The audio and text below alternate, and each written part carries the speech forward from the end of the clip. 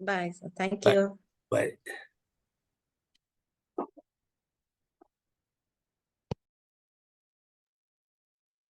നന്ദി മനോജ് ഡോക്ടറെ. എല്ലാവർക്കും നമസ്കാരം. IFPHന്റെ 1455 പ്രതിദിന സൂം വെബിനാറിലേക്ക് എല്ലാവരെയും സ്വാഗതം ചെയ്തുകൊള്ളുന്നു. ഇനി നമുക്ക് 5 ദിവസം മാത്രമാണ് IFPHന് 4 വർഷം പൂർത്തിയാക്കാനുള്ളത്. ഇടതടവില്ലാതെ നടക്കുന്ന ഈ സൂം വെബിനാറിന് പങ്കെടുക്കുന്ന എല്ലാവരെയും സ്വാഗതം ചെയ്യുന്നു. നമ്മുടെ സൂം ആരംഭിക്കുന്നതിന് മുമ്പ് ഒരു നിമിഷം ഈശ്വര പ്രാർത്ഥന.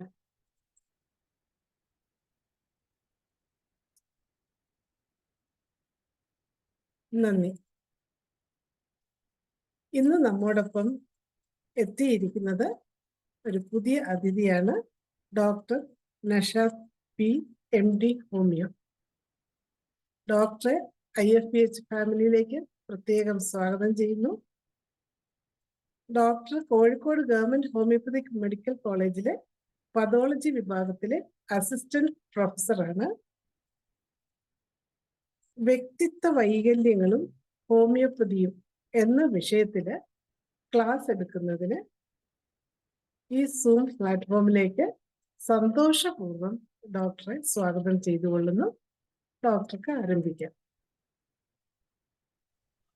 നമസ്കാരം.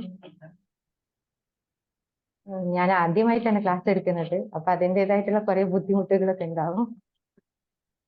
പിന്നെന്താ, മലയാളം സെക്ഷൻ ആണ്, അപ്പം പക്ഷെ ഞാൻ ഇടയ്ക്ക് കുറച്ച് ഇംഗ്ലീഷ് ഒക്കെ ഉപയോഗിക്കും. ഇപ്പൊ ഇന്നത്തെ ഞാൻ സെലക്ട് ചെയ്തൊരു ടോപ്പിക് എന്ന് പറഞ്ഞിട്ടുണ്ടെങ്കിൽ പേഴ്സണാലിറ്റി ഡിസോർഡർ, അതായത് വ്യക്തിത്വ വൈകല്യങ്ങൾ.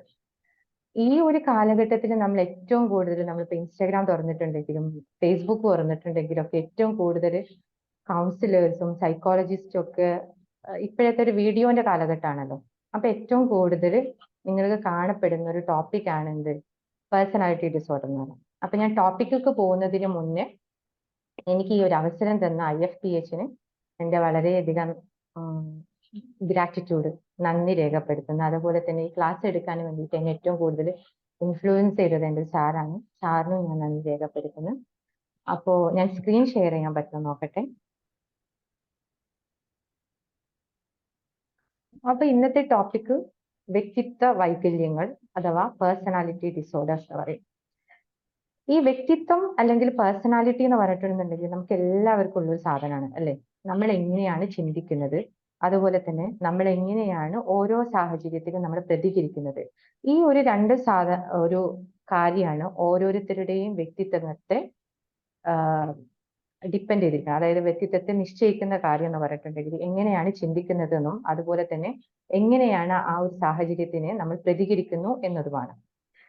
ഇതിനകത്ത് പേഴ്സണാലിറ്റി അല്ലെങ്കിൽ വ്യക്തിത്വം എന്ന് പറയുന്നത് എല്ലാവർക്കും നിർബന്ധമായിട്ടുള്ള വേണ്ട ഒരു കാര്യമാണ്. ഓക്കെ, അപ്പോൾ ഈ ഒരു സാഹചര്യം എങ്ങനെ വ്യക്തിത്വ വൈകല്യം ആവുന്നു അല്ലെങ്കിൽ ഒരു പേഴ്സണാലിറ്റി ഡിസോർഡറിലേക്ക് എങ്ങനെ പോകുന്നു എന്ന് ചോദിച്ചിട്ടുണ്ടെങ്കിൽ നമ്മുടെ വ്യക്തി ജീവിതത്തിലോ അല്ലെങ്കിൽ ജോലിയിലോ അല്ലെങ്കിൽ സമൂഹത്തിലോ ഈ ഒരു വ്യക്തിത്വത്തെ കൊണ്ട് അല്ലാന്നുണ്ടെങ്കിൽ പേഴ്സണാലിറ്റിയെ കൊണ്ട് നമുക്കോ ബാക്കിയുള്ളവർക്കോ ഒരു ബുദ്ധിമുട്ട് ഉണ്ടാവുമ്പോൾ മാത്രമാണ് ഇതിനെ ഒരു വ്യക്തിത്വ വൈകല്യം അല്ലെങ്കിൽ പേഴ്സണാലിറ്റി ഡിസോർഡർ എന്ന് പറയുന്നത്. ഓക്കെ, അപ്പോ നമ്മളെ പേഴ്സണാലിറ്റി കാരണം ഒന്നെങ്കിൽ നമ്മൾക്ക് പ്രശ്നം ഉണ്ടായിരിക്കും, അല്ലാന്നുണ്ടെങ്കിൽ ജോലിയിൽ പ്രശ്നം ഉണ്ടാവണം, അല്ലാന്നുണ്ടെങ്കിൽ സമൂഹത്തിൽ നമ്മുടെ ചുറ്റുപാടും ഉള്ളവർക്ക് ഒരു പ്രശ്നം വേണം. ഓക്കെ, ഓരോരുത്തർക്കും ഓരോ വ്യക്തിത്വമായിരിക്കും അല്ലെ. നമ്മുടെ ഹോമിയോപ്പതിനകത്ത് തന്നെ നമ്മൾ എന്താണ് ഇൻഡിവിജ്വലൈസേഷൻ എന്നൊക്കെ പറഞ്ഞിട്ട് ഓരോരുത്തരും ഓരോ രൂപത്തിലാണ് ചിന്തിക്കുന്നത്, ഓരോരുത്തരും ഓരോ രൂപത്തിലാണ് അതിനെതിരെ പ്രതികരിക്കുകയും ചെയ്യുന്നത്. ഓക്കെ, അപ്പൊ ഞാൻ ഇന്നിവിടെ ഡിസ്കസ് ചെയ്യാൻ പോകുന്ന ക്ലാസ്സിൽ മെയിൻ ആയിട്ട് പോയിന്റ്സ് എടുത്തത് DSM-5, അതായത് diagnostic and statistical manual for mental ഡിസോർഡറിന്റെ 5th എഡിഷനിലുള്ള ഒരു ടോപ്പിക്കാണ്. ഓക്കെ, പേഴ്സണാലിറ്റി ഡിസോർഡർ എന്ന് പറഞ്ഞിട്ടുള്ള. ഇതില് ഇവര് 10 ഡിസോർഡേഴ്സ് ആണ് മെയിൻ ആയിട്ട് പേഴ്സണാലിറ്റി ഡിസോർഡർ അല്ലെങ്കിൽ വ്യക്തിത്വ വൈകല്യങ്ങൾ എന്നുള്ള രൂപത്തിൽ അവർ ക്ലാസിഫൈ ചെയ്തത്, ക്രോഡീകരിച്ചിരിക്കുന്നത്. ഓക്കെ, അപ്പൊ ഈ 10 അസുഖത്തിലെ ഇവർ 3 സബ് ക്ലാസിഫൈ ചെയ്തിട്ടുണ്ട്. അതായത് cluster A, cluster B, cluster C എന്ന് പറഞ്ഞിട്ടുണ്ട്. അപ്പോ നമ്മൾ എന്തിന് ഒരു 10 പഠിക്കേണ്ടെന്ന് ചോദിച്ചാൽ ക്ലസ്റ്റർ ആയിട്ട് പഠിച്ചിട്ടുണ്ടെങ്കിൽ ഈ പേഴ്സണാലിറ്റി ഡിസോർഡർ, അതായത് വ്യക്തിത്വം ഒരിക്കലും ഇന്നൊരാള് ഇന്ന രൂപത്തിലേ ചിന്തിക്കാവൂ അല്ലെങ്കിൽ ഇന്ന രൂപത്തിലേ പെരുമാറാവൂ എന്നുള്ള സാധനമില്ല. ശരിക്കും അതെപ്പോഴും ഒരു മിക്സ്ഡ് പാറ്റേൺ, അതായത് ചിലപ്പം ഒരു മിക്സ്ഡ് പാറ്റേണിലായിരിക്കും അതെപ്പോഴും പ്രത്യക്ഷപ്പെടുന്നത്. ഓക്കെ, അപ്പൊ ഒരു ക്ലസ്റ്റർ എ നിങ്ങൾ എന്തുകൊണ്ട് മനസ്സിലാക്കണം ചോദിച്ചിട്ടുണ്ടെങ്കിൽ ഒരു പേഷ്യന്റ് വരുമ്പോൾ തന്നെ നമ്മൾ അതിനകത്ത് ഒരു ക്ലസ്റ്റർ എ പേഴ്സണാലിറ്റി ഡിസോർഡർ എന്നുള്ളത് നമ്മൾ ഡയഗ്നോസിസിൽ വെച്ചിട്ടുണ്ടെങ്കിൽ കുറെ കാലം കഴിഞ്ഞിട്ടാണെങ്കിലും ആ പേഷ്യൻസ് വരുന്ന സമയത്ത് നമുക്കത് കുറച്ചും കൂടി കൂടുതൽ ഫൈൻഡ് ഔട്ട് ചെയ്യാൻ പറ്റും, കുറച്ചും കൂടി കൂടുതലായിട്ട് അത് നിങ്ങൾക്ക് ക്ലിക്ക് ആവും. ഇതൊരു ക്ലസ്റ്റർ എ പേഴ്സണാലിറ്റി ആണ്, അപ്പൊ ഇവർക്ക് ഈ പ്രോബ്ലംസ് ഒക്കെ എന്നുള്ളത്. അപ്പം അതുകൊണ്ട് തന്നെ ഇത്തരം മെഡിസിൻസ് കുറച്ചും കൂടി നമുക്ക് സ്യൂട്ട് ആവും, അങ്ങനത്തെ രൂപത്തിലൊക്കെ.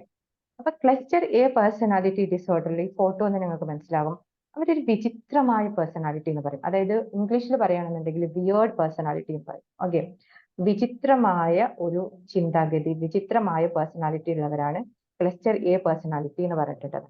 ഈ ക്ലസ്റ്റർ എ പേഴ്സണാലിറ്റിയിൽ അതിനകത്ത് വീണ്ടും കുറെ സബ് ക്ലാസിഫിക്കേഷൻസ് ഉണ്ട്. അതിൽ 3 മെയിൻ ആയിട്ട് ക്ലസ്റ്റർ എനകത്തുള്ളത്. ഓക്കെ, അതിൽ ഫസ്റ്റ് ആണ് paranoid personality. Okay, paranoid personality, അതേപോലെ തന്നെ സ്കിസോയിഡ് പേഴ്സണാലിറ്റി, സ്കിസോ ടൈപ്പൽ പേഴ്സണാലിറ്റി, ഈ 3 കാറ്റഗറി ആളുകളും ക്ലസ്റ്റർ എയിലാണ് വരുന്നത്. ഓക്കെ, അപ്പൊ ഫസ്റ്റ് ക്ലസ്റ്റർ എ എന്താന്ന് ചോദിച്ചിട്ടുണ്ടെങ്കിൽ ഞാൻ പറയും വിയേർഡ് എന്ന് പറഞ്ഞിട്ടുണ്ടെന്നുണ്ടെങ്കിൽ ഒറ്റപ്പെട്ട വിചിത്രമായ ചിന്താഗതിയുള്ള ആളുകളാണ് എപ്പോഴും ക്ലസ്റ്റർ എ പേഴ്സണാലിറ്റി എന്ന് പറഞ്ഞിട്ടുണ്ടെങ്കിൽ. അപ്പൊ അതിലെ ഫസ്റ്റ് ആണ് പാരനോയിഡ് പേഴ്സണാലിറ്റി. ഈ പാരനോയിഡ് പേഴ്സണാലിറ്റി എപ്പോഴും എന്താ പറയാ, ഒരു കുറ്റപ്പെടുത്തൽ എന്ന് പറയൂലേ, അതായത് ഒരു അക്യുസേറ്ററി എന്ന് പറയാം. അതായത് കുറച്ചും കൂടി വ്യക്തമായിട്ട് പറയുകയാണെന്നുണ്ടെങ്കിൽ ഒരു സംശയ രോഗിയായിരിക്കും. ഓക്കെ, പാരനോയിഡ് പേഴ്സണാലിറ്റി എന്ന് പറഞ്ഞിട്ടുണ്ടെങ്കിൽ ക്ലസ്റ്റർ എ അഥവാ ഒരു സംശയ രോഗിയായിരിക്കും. എല്ലാത്തിനും അവർക്ക് സംശയമായിരിക്കും. ഇവരെപ്പോഴും വിചാരിക്കും ബാക്കിയുള്ളവരെ, എന്റെ കൂടെ ഉള്ളവർക്ക് ഞാൻ എപ്പോഴും നിരാശപ്പെടുത്താണ് ചെയ്യുന്നത്, ഇവരെല്ലാം ഇല്ലാത്തത് ഉണ്ടാക്കി പറയും. പിന്നെ അതേപോലെ തന്നെ എന്റെ പുറകെ നിന്ന്, അതായത് കുറ്റം പറയുക, സംസാരിക്കുക എന്ന് പറയും നമ്മുടെ ലോക്കൽ ലാംഗ്വേജിൽ പറഞ്ഞിട്ടുണ്ടെങ്കിൽ. ഇങ്ങനത്തെ ഒരു സംശയ രോഗി ടൈപ്പ് ആളുകളായിരിക്കും എപ്പോഴും പാരനോയിഡ് പേഴ്സണാലിറ്റി എന്ന് പറഞ്ഞിട്ടുണ്ടെന്നുണ്ടെങ്കിൽ. അതായത് ഒറ്റ വാക്കിൽ പറഞ്ഞിട്ടുണ്ടെങ്കിൽ സംശയ രോഗി. ഓക്കെ, ഈ ഒരു ആളുകൾ ചില ഭയങ്കരമായിട്ട് ആരെങ്കിലും കള്ളം പറയുക അല്ലെങ്കിൽ എന്തെങ്കിലും തെറ്റ് കാണുക അല്ലെങ്കിൽ ഇവർക്ക് പറ്റാത്ത എന്തെങ്കിലും ഒരു കാര്യം കണ്ടിട്ടുണ്ടെങ്കിൽ ഇവരതിനെതിരെ ഭയങ്കരമായിട്ട് പ്രതികരിക്കും. ഓക്കെ, പിന്നെ ഇവർ അടുത്തൊരു ഭയങ്കര ഇമ്പോർട്ടന്റ് ആയിട്ടുള്ള ഒരു മോശം സ്വഭാവം എന്താണെന്ന് വെച്ചിട്ടുണ്ടെങ്കിൽ പക. ഓക്കെ, ഇവർ പക മനസ്സിൽ സൂക്ഷിക്കും. ഇത്രയും സംഭവങ്ങളാണ് പാരനോയിഡ് പേഴ്സണാലിറ്റി, അതായത് ഒറ്റ വാക്കിൽ പറയുകയാണെങ്കിൽ സംശയരോഗം. ഓക്കെ, സംശയരോഗി എന്നുള്ള രൂപത്തിൽ. ഇപ്പോ ഈ ഒരു ആൾക്കാരെന്നെ എപ്പോഴും ഭയങ്കര വിചിത്രമായ ചിന്താഗതിക്കാരാണെങ്കിൽ നമ്മൾ എക്സെൻട്രിസിറ്റി എന്നുള്ള വേർഡാണ് അതിനകത്ത് ഇംഗ്ലീഷിൽ കൂടുതലായിട്ട് വരുന്നത്. ഇവര് ഭയങ്കര ക്രിയേറ്റീവ് ആയിരിക്കും, ഭയങ്കര വട്ട് ചിന്താഗതിക്കാരൊക്കെ ഉള്ള ആളുകളായിരിക്കും. ബാക്കിയുള്ളവർക്ക് ഇവരെ കുറച്ചും കൂടി പെട്ടെന്ന് ആക്സെപ്റ്റ് ചെയ്യാനൊക്കെ ഒരു ബുദ്ധിമുട്ടുള്ള ആളുകളായിരിക്കും. ഓക്കെ, പിന്നെ അടുത്ത ഇതിന്റെ ക്ലസ്റ്റർ എയിലുള്ള പേഴ്സണാലിറ്റിയാണ് സ്കിസോയിഡ്. അതേപോലെ പിന്നെ വേറൊരു വെറൈറ്റിയാണ് സ്കിസോ ടൈപ്പൽ. ഇങ്ങനെ ഈ 3 ക്ലസ്റ്റർ എ ഉള്ളത്. അപ്പൊ അടുത്ത വെറൈറ്റി എന്താണ്? സ്കിസോയിഡ് പേഴ്സണാലിറ്റി എന്ന് പറയുന്നത്.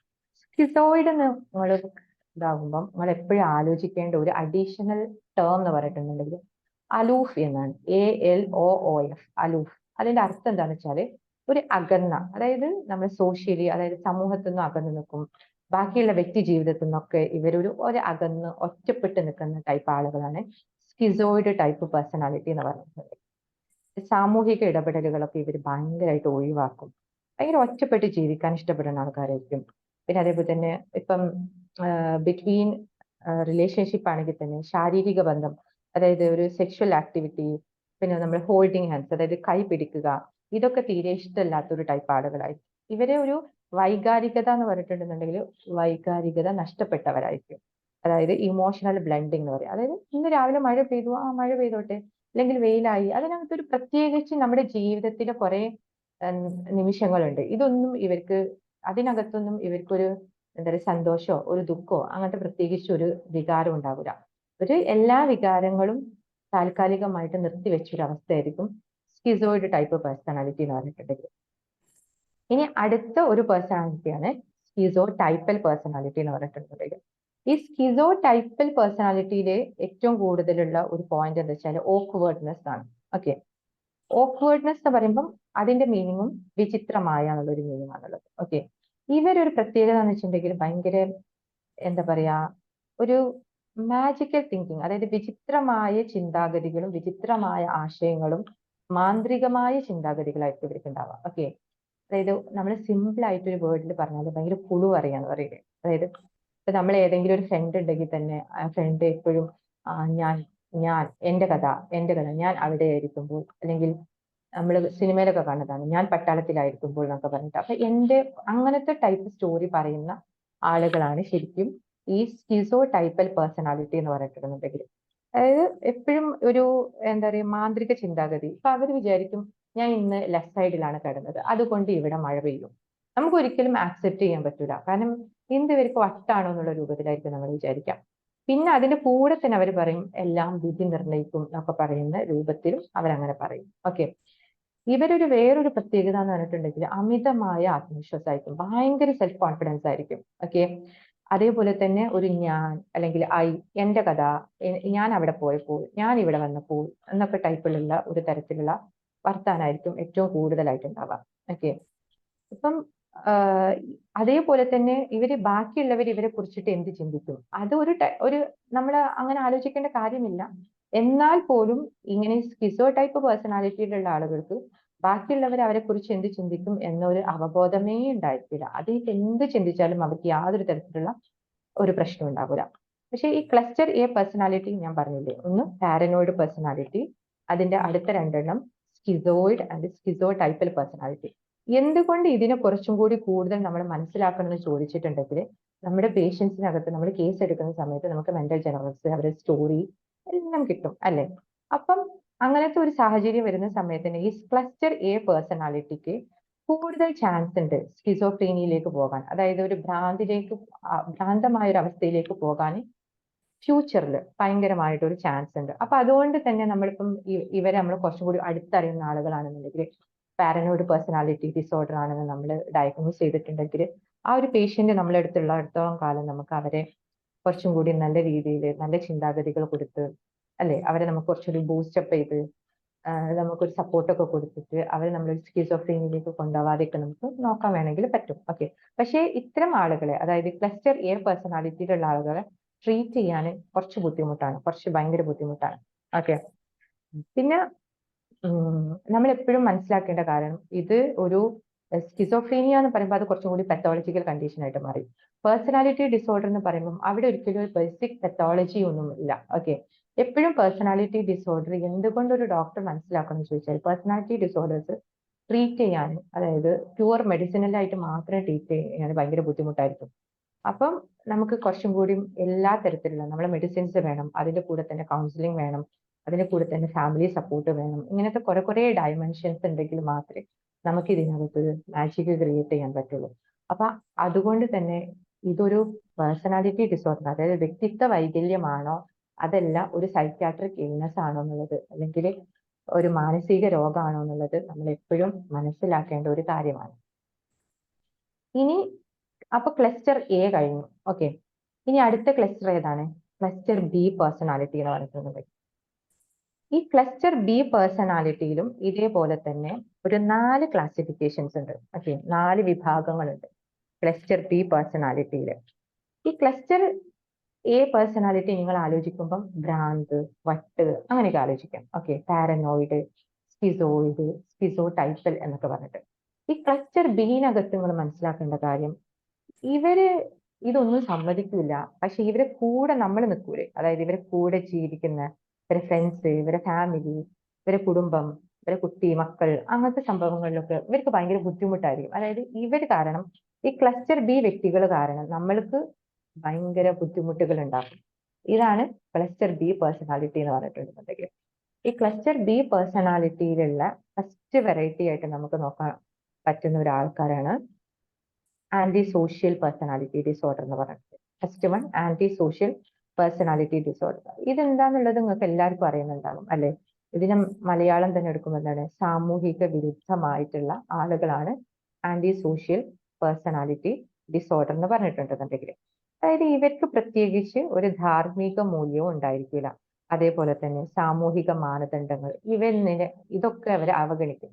അതായത് ഇപ്പൊ നമ്മൾ പുറത്തു പോവാണ്, അപ്പൊ നമ്മള് എന്താ പറയാ ബീച്ചിലാണ്, അല്ലാന്നുണ്ടെങ്കിൽ ഒരു മോളിലാണ് പോകുന്നത്, അല്ലെങ്കിൽ ഒരു കല്യാണത്തിനാണ് പോകുന്നത്. അപ്പൊ ഓരോ സ്ഥലത്തും ഓരോ അച്ചടക്കങ്ങൾ ഉണ്ടാവും. ഈ അച്ചടക്കങ്ങളൊക്കെ ഇവർക്ക് ഭയങ്കര ബുദ്ധിമുട്ടായിരിക്കും. ഇവരൊരിക്കലും ബാക്കിയുള്ളവർക്കും കൂടി ഉള്ളതാണ് ഈ ലോകം എന്നുള്ള ഒരു സംഭവങ്ങളൊന്നും ഉണ്ടാവില്ല. ഓക്കെ, ഇവര് കുറച്ചും കൂടി ഇവരുടേതായിട്ടുള്ള രീതിയിലകത്ത് മാത്രം, അതായത് ഒരു സഹാനുഭൂതി ഇല്ലാത്ത ഒരു ടൈപ്പ് ആളുകളായിരിക്കും ഈ ആന്റി സോഷ്യൽ പേഴ്സണാലിറ്റി ഉള്ളവർ. അതായത് മെയിൻ ആയിട്ട് ഇവർക്ക് ഉള്ളൊരു ഒരു സ്വഭാവം എന്ന് പറഞ്ഞിട്ടുണ്ടെങ്കിൽ സാമൂഹ്യ വിരുദ്ധത ആയിരിക്കും. ഓക്കെ, ഇതിലെ മീനിങ് പറയുന്ന പോലെ തന്നെ സാമൂഹ്യ വിരുദ്ധത ആയിരിക്കും. അപ്പൊ ഈ ഒരു ധാർമ്മിക മൂല്യം ഉണ്ടാവില്ല. അതേപോലെ തന്നെ മറ്റുള്ളവരെ വേദനിപ്പിക്കുക എന്നുള്ളത് ഇവര് ഭയങ്കര ഒരു ഒരു ഒരു ഇവരൊരു സ്വഭാവമാണ്. ഒരു സന്തോഷം ഉണ്ടാക്കുന്ന ഒരു കാര്യമാണ്. അതേപോലെ തന്നെ വീണ്ടും വിചാരം, അതായത് ഇപ്പൊ ഇങ്ങനെ ഒരു സംഭവം സംഭവിച്ചു പോയി, അയ്യോ അത് കറക്റ്റ് ആയിരുന്നോ അല്ലെങ്കിൽ അത് തെറ്റായിരുന്നോ, അങ്ങനത്തെ നമ്മളെ തന്നെ നമ്മളൊരു ഇവാലുവേറ്റ് ചെയ്യും. അപ്പൊ ആ ഒരു വീണ്ടും വിചാരം ഈ ആളുകൾക്ക് തീരെ ഉണ്ടാവില്ല. അതേപോലെ തന്നെ കുറ്റബോധം ഉണ്ടാവില്ല. അതായത് സംഭവിച്ചു, ഞാൻ ചെയ്തത് ശരി എന്നുള്ള രൂപത്തില്. ഇനിയിപ്പം വേറെ ആരെങ്കിലും നമ്മൾ ആരെങ്കിലും പോയത് പറയാൻ നിന്നിട്ടുണ്ടെന്നുണ്ടെങ്കിലോ അത് അതിന് മൈൻഡും ചെയ്യില്ല. ഓക്കെ, ഈ ആളുകളാണ് ഏറ്റവും കൂടുതൽ ഭാവിയിൽ ഒരു ക്രിമിനൽ ബിഹേവിയർ ആയിട്ട് മുന്നോട്ട് പോകുന്നത്. അപ്പൊ അതുകൊണ്ട് തന്നെ ആന്റി സോഷ്യൽ പേഴ്സണാലിറ്റി ഡിസോർഡേഴ്സ് ഉള്ള ആളുകളൊക്കെ തന്നെ നമുക്ക് കുറച്ചും കൂടി എഡ്യൂക്കേറ്റ് ചെയ്താൽ, വെരി ടഫാണ് അത് എഡ്യൂക്കേറ്റ് ചെയ്യാൻ, പക്ഷെ സ്റ്റിൽ അവരെ ഭാവിയിൽ അവരൊരു ക്രിമിനൽ ബിഹേവിയറിലേക്കാണ് പോകുക എന്നുള്ളത് നമുക്ക് കുറച്ചും കൂടി മനസ്സിലാക്കാൻ പറ്റും. അപ്പൊ അതിൻ്റെതായിട്ടുള്ള രീതിക്ക് കുറെ കാര്യങ്ങൾ നമുക്ക് ചെയ്യാൻ പറ്റും. ഇനി അടുത്ത ഒരു പേഴ്സണാലിറ്റി, അതായത് ക്ലസ്റ്റർ ബിയിൽ വരുന്ന ഒരു പേഴ്സണാലിറ്റി ഡിസോർഡർ ആണ് ബോർഡർ ലൈൻ പേഴ്സണാലിറ്റി ഡിസോർഡർ എന്ന് പറഞ്ഞാൽ. അതായത് ഒരു അതിർവരമ്പ്. ഓക്കെ, ഇവരെ ഇവരെ നമുക്ക് ഭയങ്കര ബുദ്ധിമുട്ടാണ് മനസ്സിലാക്കാൻ. ഓക്കെ, ഒരു റിലേഷൻഷിപ്സിലൊക്കെ ഉണ്ടെന്നുണ്ടെങ്കിൽ ആ ഒരു റിലേഷൻഷിപ്പിലുള്ള പാർട്ണർക്ക് ഇതൊരു ഭയങ്കര ബുദ്ധിമുട്ടായിരിക്കും. പക്ഷെ ഒരു അസ്ഥിരമായ മാനസികാവസ്ഥയായിരിക്കും. അതായത് ചില സമയത്ത് ഇവർ ഭയങ്കര സന്തോഷമായിരിക്കും, ഭയങ്കര ഹാപ്പി ആയിരിക്കും, ഭയങ്കര മൂഡായിരിക്കും, നല്ല അടിപൊളിയായിരിക്കും, തീവ്രമായ സന്തോഷമുള്ളതായിരിക്കും. പക്ഷെ കുറച്ച് സമയം കഴിഞ്ഞിട്ടുണ്ടെന്നുണ്ടെങ്കിൽ ഇവർക്ക് ഭയങ്കര ദേഷ്യമായിരിക്കും. എന്താ എന്തിനാ അങ്ങനത്തെ സംഭവങ്ങളൊന്നും ഒരു ഒരു ഒരു ഉള്ള ഒരു മിക്സ്ഡ് ഫീലിംഗ് ആയിരിക്കും. അതായത് ഇന്ന ആൾ ഒരു ഇന്ന ടൈപ്പ് ആണെന്ന് നമുക്ക് പറയാൻ പറ്റാത്ത രൂപത്തിലുള്ള ഒരു അവസ്ഥയിലാണ് എപ്പോഴും ബോർഡർ ലൈൻ പേഴ്സണാലിറ്റി ഡിസോർഡർ എന്ന് പറഞ്ഞിട്ടുണ്ടെന്നുണ്ടെങ്കിൽ. അതായത് നല്ല ഒരു സന്തോഷം അവർ കാണിക്കും, പക്ഷെ അതേപോലെ തന്നെ കുറച്ച് സമയം കഴിഞ്ഞിട്ടുണ്ടെന്നുണ്ടെങ്കിൽ ഭയങ്കര ദേഷ്യം അവർ കാണിക്കും. പിന്നെ ഇവർക്കൊരു ഇതുള്ള ഒരു ഫീലിംഗ് എന്ന് പറഞ്ഞിട്ടുണ്ടെങ്കിൽ ടെറിഫൈഡ് ഓഫ് അബാൻഡൻമെന്റ് എന്നാണ് അതിന്റെ മലയാളം പറയുന്നത്. ഇവർക്ക് ഭയങ്കര ഭയമായിരിക്കും, ഇവരെ ഇട്ടിട്ട് പോവോ, ഇവരെ ഉപേക്ഷിക്കുമോ എന്നുള്ള ഒരു രൂപത്തിലുള്ള ഭയങ്കര ഒരു ഭയം ഉണ്ടായിരിക്കും. അപ്പൊ ഈ ഒരു ചിന്ത ഭയങ്കര കൂടുതലുള്ളത് കൊണ്ട് തന്നെ ഇവര് ഭയങ്കര ഡ്രാമാറ്റിക് ആയിരിക്കും. അതായത് ഇവര് എന്ത് ചെയ്യുമെന്ന് വെച്ചിട്ടുണ്ടെങ്കിൽ ഈ ബന്ധം നിലനിർത്താൻ, അതായത് ഈ റിലേഷൻഷിപ്പ് അവിടെ നിർത്താൻ വേണ്ടിയിട്ട് കുറച്ച് എക്സ്ട്രീം ആയിട്ട്, അതായത് ആത്മഹത്യ അങ്ങനത്തെ ഒരു രൂപത്തിലേക്കൊക്കെ അവർ പോകും. അപ്പൊ ബോർഡർ ലൈൻ പേഴ്സണാലിറ്റി ഡിസോർഡറിനെ നമ്മൾ മനസ്സിലാക്കിയിട്ടുണ്ടെന്നുണ്ടെങ്കിൽ ഇവരെയാണ് കുറച്ചും കൂടി ആത്മഹത്യ ഭീഷണിയൊക്കെ മുഴക്കി ആത്മഹത്യയിലേക്കൊക്കെ പോവുക. ഓക്കെ, അപ്പം അസ്ഥിരമായിട്ടുള്ള മാനസികാവസ്ഥ ആയിരിക്കും ഉണ്ടാവുക ഇവർക്കുള്ളത്. പിന്നെ അടുത്ത ഒരു ക്ലസ്റ്റർ ബി പേഴ്സണാലിറ്റിയാണ്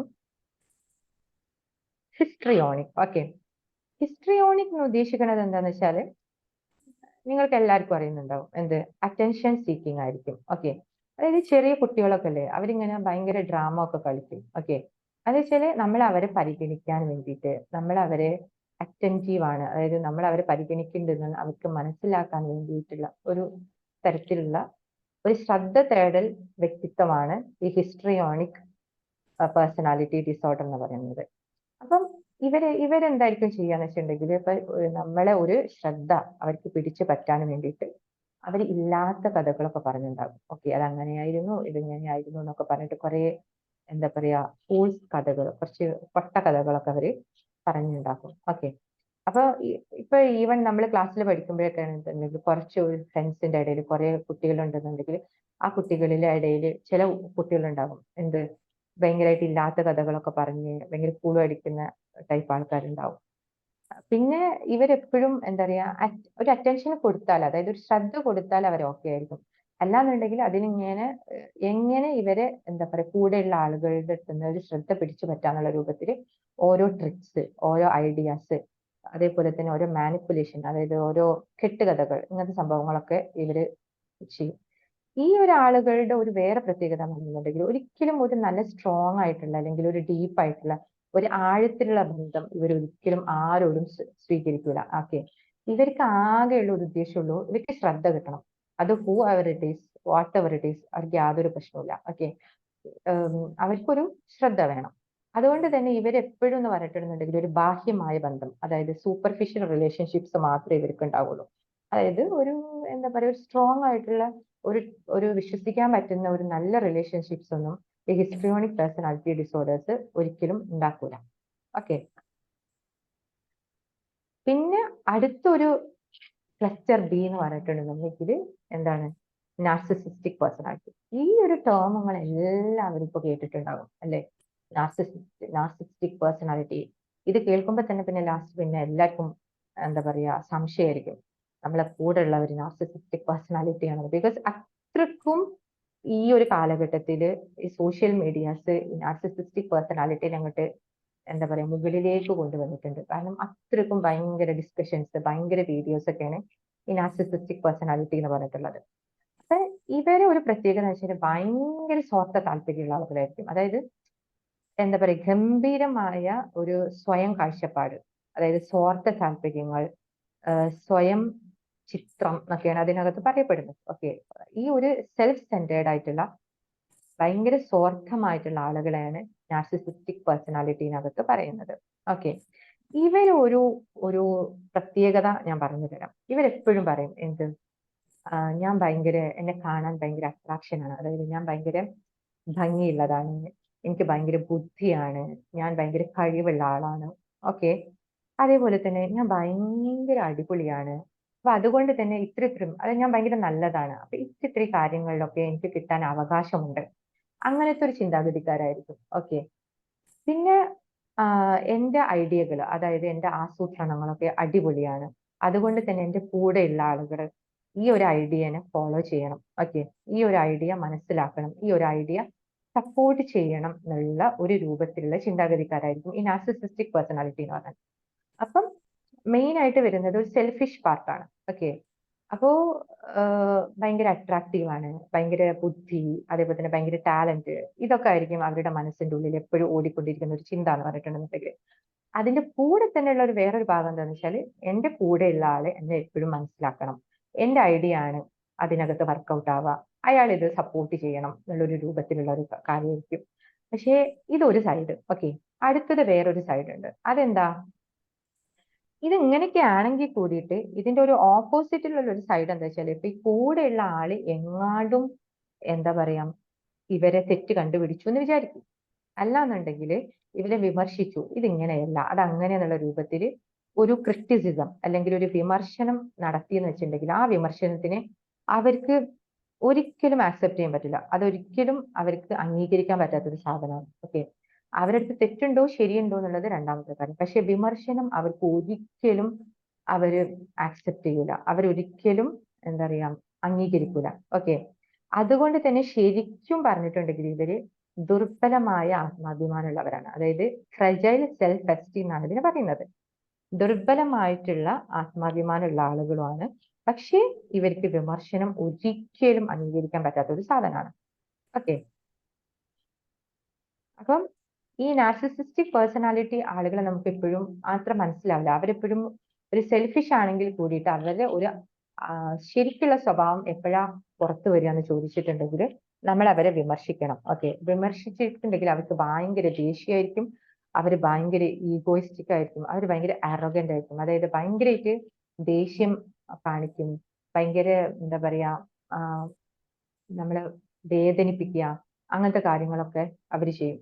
പിന്നെ ഇവരുടെ ഒരു വേറെ ഒരു സ്വഭാവം എന്ന് പറഞ്ഞിട്ടുണ്ടെങ്കിൽ അവരുടെ കാര്യത്തിന് വേണ്ടിയിട്ട്, അതായത് അവരുടെ സ്വന്തമായ കാര്യത്തിന് വേണ്ടിയിട്ട് അവർ കൂടെയുള്ളവരെ നന്നായിട്ട് യൂസ് ചെയ്യാൻ വേണ്ടിയിട്ട്, നന്നായിട്ട് ഉപയോഗിക്കാൻ മിടുക്കുള്ള ആളുകളായിരിക്കും. ഓക്കെ, പിന്നെ അടുത്തൊരു മിടുക്ക് എന്താന്ന് വെച്ചിട്ടുണ്ടെങ്കിൽ നമ്മളെ കൂടെയുള്ള ആളിലാണ് എല്ലാ തെറ്റും. സപ്പോസ് ഒരു നാർസിസിസ്റ്റിക് ആളുമായിട്ട് നമ്മൾ ഒരു റിലേഷൻഷിപ്പിലാണെന്നുണ്ടെങ്കിൽ അപ്പൊ അയാൾക്ക് അത് പ്രൂവ് ചെയ്യാൻ പറ്റും. നമ്മുടെ കൂടെയുള്ള ആളെടുത്താണ് തെറ്റ് എന്നുള്ള രൂപത്തിൽ എന്ത് നടന്നിട്ടുണ്ടെന്നുണ്ടെങ്കിലും ഈ നാർസിസിസ്റ്റിക് പേഴ്സണാലിറ്റി ഉള്ള ആളിനോടുള്ള റിലേഷൻഷിപ്പിൽ ഒരിക്കലും നമുക്ക് ജയിക്കാൻ കഴിയില്ല. കാരണം അത് ഒരു സ്റ്റോറി, നമ്മൾ കണ്ടുപിടിക്കാത്ത തെറ്റുകളൊക്കെ നമ്മളെ ഒരു തെറ്റുകാരിയാക്കി ചിത്രീകരിച്ച് നമ്മളൊരു വ്യക്തിമാക്കി മാറ്റാനുള്ള ഒരു മിടുക്ക്, വളരെയധികം നല്ലൊരു മിടുക്ക് ഈ നാർസിസിസ്റ്റിക് പേഴ്സണാലിറ്റി ഡിസോർഡേഴ്സിനുണ്ട്. ഓക്കെ, അപ്പം ഇതിനകത്ത് ട്രീറ്റ്മെന്റ് ഒരു സൈഡ് നോക്കുകയാണെന്നുണ്ടെങ്കിൽ നമുക്ക് ട്രഡീഷണൽ ആയിട്ടുള്ള എന്താ പറയാ സൈക്കോ അനലിറ്റിക് തെറാപ്പി, അതായത് കൗൺസിലിംഗ് തെറാപ്പി ഒക്കെ ഒരു പരിധി വരെ അത്രക്കൊന്നും ഇതിനകത്ത് വർക്ക്ഔട്ട് ആകില്ല. ഓക്കെ, നമുക്ക് ഇതിനകത്തുള്ള സിംറ്റംസ് വെച്ചിട്ട് നമുക്ക് എന്തായിരിക്കും, ഓഫ്കോഴ്സ് നമുക്ക് മെഡിസിൻസ് കൊടുക്കാൻ പറ്റും. പക്ഷെ നമ്മൾ എത്ര കൗൺസിലിംഗ് കൊടുത്തിട്ടുണ്ടെന്നുണ്ടെങ്കിലും ഈ പേഴ്സണാലിറ്റി ഡിസോർഡേഴ്സ് ഉള്ള ആളുകൾ അവരൊരിക്കലും സമ്മതിക്കൂല, മനസ്സിലായോ, അവർക്ക് ഈ പേഴ്സണാലിറ്റി ഡിസോർഡർ ഉണ്ട് എന്നുള്ളൊരു കാര്യം. അപ്പൊ അതുകൊണ്ട് തന്നെ നമ്മൾ എത്ര കുറച്ച് കൗൺസിലിംഗ് ചെയ്തിട്ടുണ്ടെങ്കിലും അതിനകത്തൊരു ലിമിറ്റേഷൻസ് ഉണ്ട്. ഓക്കെ, പിന്നെ ഇവർക്കുള്ളത് ഒരു ബിഹേവിയറൽ തെറാപ്പി പോലെയൊക്കെ നമുക്ക് വേണമെന്നുണ്ടെങ്കിൽ കൊടുക്കാൻ പറ്റുന്നതാണ്. അപ്പോൾ ഇതാണ് ക്ലസ്റ്റർ ബി എന്ന് പറഞ്ഞിട്ടുണ്ടെങ്കിൽ. അപ്പൊ ക്ലസ്റ്റർ ബിനകത്ത് മെയിൻ ആയിട്ടുള്ളത് പറയുന്നുണ്ടെങ്കിൽ ആന്റി സോഷ്യൽ, അതായത് സാമൂഹിക വിരുദ്ധമായിട്ടുള്ള ആളുകൾ. ഓക്കെ, അടുത്ത ഒരു വെറൈറ്റിയാണ് borderline personality. Borderline പേഴ്സണാലിറ്റിനകത്ത് പറയുന്നുണ്ടെങ്കിൽ അവര് ഒരു സമയത്ത് ഭയങ്കര സന്തോഷമായിരിക്കും, അടുത്ത സമയത്ത് ഭയങ്കര ദേഷ്യമായിരിക്കും. ഓക്കെ, പിന്നെ ഉള്ളതാണ് histrionic personality disorder. Histrionic personality ഡിസോർഡറിൽ നിങ്ങൾ മനസ്സിലാക്കേണ്ട ഒരു പോയിന്റ് അറ്റൻഷൻ സീക്കിംഗ് ആയിരിക്കും. ഇവർക്ക് എപ്പോഴും ശ്രദ്ധ വേണം, ഇവരെപ്പോഴും പാമ്പർ ചെയ്യണം, നമ്മൾ ഇവരെപ്പോഴും ഇങ്ങനെ കൊച്ചുകുട്ടികളെ പോലെ ഇങ്ങനെ പിന്നെ കൊണ്ടു നടക്കണം. ഓക്കെ, പിന്നെ ലാസ്റ്റ് വെറൈറ്റിയാണ് നാർസിസിസ്റ്റിക് പേഴ്സണാലിറ്റി. ഇവർ ഭയങ്കര സ്വാർത്ഥ താല്പര്യമുള്ളവരായിരിക്കും, ഭയങ്കര സ്വാർത്ഥന്മാരായിരിക്കും.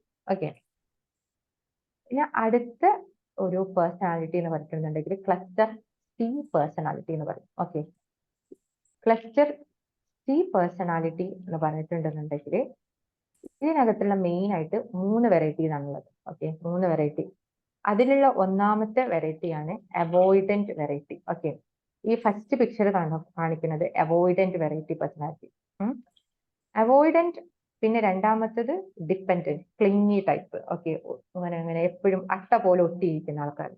മൂന്നാമത്തത് ഒബ്സസീവ് കമ്പൾസീവ് ഡിസോർഡേഴ്സ്. ഓക്കെ, ഇത് മൂന്നുമാണ് ക്ലസ്റ്റർ സി പേഴ്സണാലിറ്റിനകത്ത് വരുന്നത്. ഓക്കെ, അപ്പൊ ഓരോന്നും എന്താന്നുള്ളത് നമുക്ക് നോക്കാൻ പറ്റും. ഓക്കെ, അപ്പം ഒന്നാമത്തെ വെറൈറ്റി ഏതാണ്? Avoidant personality disorder. അവോയ്ഡന്റ് എന്ന് ഉദ്ദേശിക്കുന്നത് എന്താണ്? ഒരു ഒഴിവാക്കുന്ന വ്യക്തിത്വം. അതായത് ഇവര് ഭയങ്കര പേടിത്തൊണ്ടന്മാരാ, മനസ്സിലായോ, ഭീരുക്കളാ. ഓക്കെ, ഇവരൊരു പ്രത്യേകത എന്ന് പറഞ്ഞിട്ടുണ്ടെങ്കിൽ ഇവര് ഭയങ്കര ലജ്ജ ഉള്ളവരായിരിക്കും, ഭയങ്കര ഭീരത്തുള്ളവരായിരിക്കും.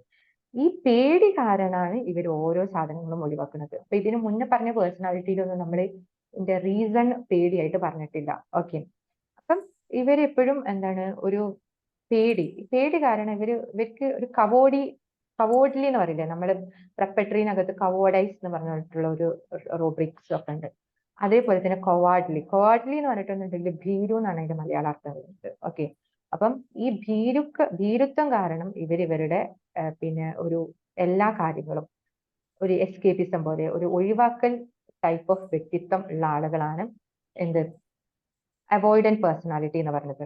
ഇവർക്ക് എന്താണെന്ന് വെച്ചാൽ ഒരു സാമൂഹികമായിട്ട് താഴ്ന്ന ചിന്താഗതിക്കാരായിരിക്കും. ഓക്കെ, അതായത് എന്നെ കൊണ്ട് ഇതൊന്നും കഴിയൂല, എനിക്കിതൊന്നും നടക്കൂല, എനിക്കിതൊന്നും പറഞ്ഞിട്ടില്ല, ഞാൻ ഇതിനൊന്നും അർഹനില്ല എന്നൊക്കെയുള്ള രൂപത്തിലുള്ള സ്വയം കുറ്റപ്പെടുത്തലുകൾ ഭയങ്കരമായിട്ടുണ്ടാകും. ഓക്കെ, അതേപോലെ തന്നെ കുറഞ്ഞ ആത്മാഭിമാനമുള്ളവരായിരിക്കും. ഓക്കെ, ഇതിലെപ്പോഴും വെച്ചാല് ഇവരെ തന്നെയാണ് ഏറ്റവും ഇങ്ങനെ കുറ്റപ്പെടുത്തിക്കൊണ്ടിരിക്കുക. ഇപ്പൊ പാരനോയിഡ് പേഴ്സണാലിറ്റിയിലാണെന്നുണ്ടെങ്കിൽ അവര് ബാക്കിയുള്ളവരാണ് ഏറ്റവും കൂടുതൽ കുറ്റപ്പെടുത്തുക.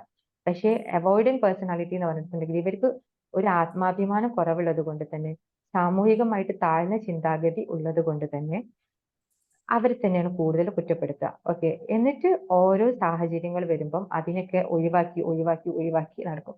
ഇത് ഒഴിവാക്കാനുള്ള കാരണം എന്താണെന്നറിയോ? ഞാൻ പറഞ്ഞു ഇത് പേടിന്ന്, ഭീരുത്വം എന്ന് പറഞ്ഞു. അത് ശരിക്കും എന്തിനോടുള്ള പേടിയാ? നോ. ഓക്കെ, ഇവർക്ക് റിജക്ഷൻ ഭയങ്കര പേടിയായിരിക്കും. ഇവരുടെ ലൈഫിൽ ഇവർക്ക് ഒരിക്കലും ആക്സെപ്റ്റ് ചെയ്യാൻ പറ്റാത്ത, ഇവർക്ക് ഒരിക്കലും അഡ്ജസ്റ്റ് ചെയ്യാൻ പറ്റാത്ത ഒരു സാധനമാണ് നോ എന്നുള്ള വേർഡ്, അതായത് റിജക്ഷൻ. ഓക്കെ, അപ്പം ഒരു കാര്യം ഇവർക്ക് ചോദിക്കാൻ ഭയങ്കര പേടിയായിരിക്കും. കാരണം എന്താണ്? ആ ഓപ്പോസിറ്റുള്ള ആൾ നോ പറഞ്ഞാലോ, അല്ലെങ്കിൽ ഒരു പുതിയ സാധനം ഇവർക്ക് ട്രൈ ചെയ്യാൻ ഭയങ്കര പ്രശ്നമായിരിക്കും. അതിന്റെ കാരണം എന്താണ്? ഇവർക്ക് നോ കേൾക്കണ്ട എവിടുന്നും, ഒരു യെസ് എന്നുള്ള ഒരു അവസ്ഥ മതി. ഓക്കെ, അതുകൊണ്ട് തന്നെ ബാക്കിയുള്ള ആളുകളെ പോയിട്ട് എന്താ പറയാ മിങ്കിൾ ചെയ്യാൻ, മീറ്റ് ചെയ്യാനൊക്കെ ഇവർക്ക് ഭയങ്കര ബുദ്ധിമുട്ടായിരിക്കും.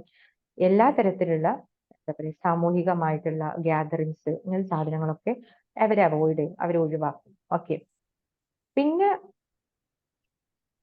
അപ്പൊ ഞാൻ പറഞ്ഞ എന്ത് അവോയ്ഡന്റ് പേഴ്സണാലിറ്റി ആണ് ഇത്. ഈ അവോയ്ഡന്റ് പേഴ്സണാലിറ്റീനെ നമ്മൾ ഒരു കാര്യമായിട്ട് നമ്മൾ എപ്പോഴും ഡിഫറൻഷിയേറ്റ് ചെയ്യണം, അതായത് നമ്മൾ വ്യത്യാസപ്പെടുത്തണം. അതെന്ന് വെച്ചാൽ സോഷ്യൽ ഫോബിയ. ഓക്കെ, ഞാൻ പറഞ്ഞല്ലോ ഇവർക്ക് ഭയങ്കര പേടിയാണെന്നുള്ളത്. പക്ഷേ സൈക്യാട്രിയിൽ വേറൊരു ഇൽനെസ് ഉണ്ട്, അതിന്റെ പേരാണ് സോഷ്യൽ ഫോബിയ എന്നാണ്. സോഷ്യൽ ഫോബിയും അവോയ്ഡന്റ് പേഴ്സണാലിറ്റിനെയും എങ്ങനെയാണ് വ്യത്യസ്തമാക്കുന്നത് എന്നുള്ളത് ചോദിച്ചാല്, അവോയ്ഡന്റ് പേഴ്സണാലിറ്റിയിൽ അവർക്ക് ആൻസൈറ്റി ഉണ്ടാകും. ഓക്കെ, പക്ഷേ അത് ആൻസൈറ്റി ടു ജനറൽ സിറ്റുവേഷൻ ആയിരിക്കും. അതായത് എല്ലാ കാര്യത്തിനോടും അവർക്ക് ആൻസൈറ്റി ഉണ്ടാവും. ഒരു എന്താ പറയാ എന്ത് ജീവിതത്തിന്റെ എന്ത് സാഹചര്യം എടുത്താലും, എന്ത് ടൈപ്പ് ഓഫ് ഒരു അവസ്ഥ എടുത്തിട്ടുണ്ടെന്നുണ്ടെങ്കിലും അവരെന്താണ് അവർക്ക് ആൻസൈറ്റി ഉണ്ടാകും, ഒരു ബേജാറുണ്ടാകും. ഓക്കെ, സോഷ്യൽ ഫോബിയ എന്ന് പറഞ്ഞിട്ടുണ്ടെന്നുണ്ടെങ്കിൽ അതൊരു സൈക്കാട്രിക് ഇൽനെസ് ആണ്, അതൊരു ആൻസൈറ്റി ഡിസോർഡർ ആണ്.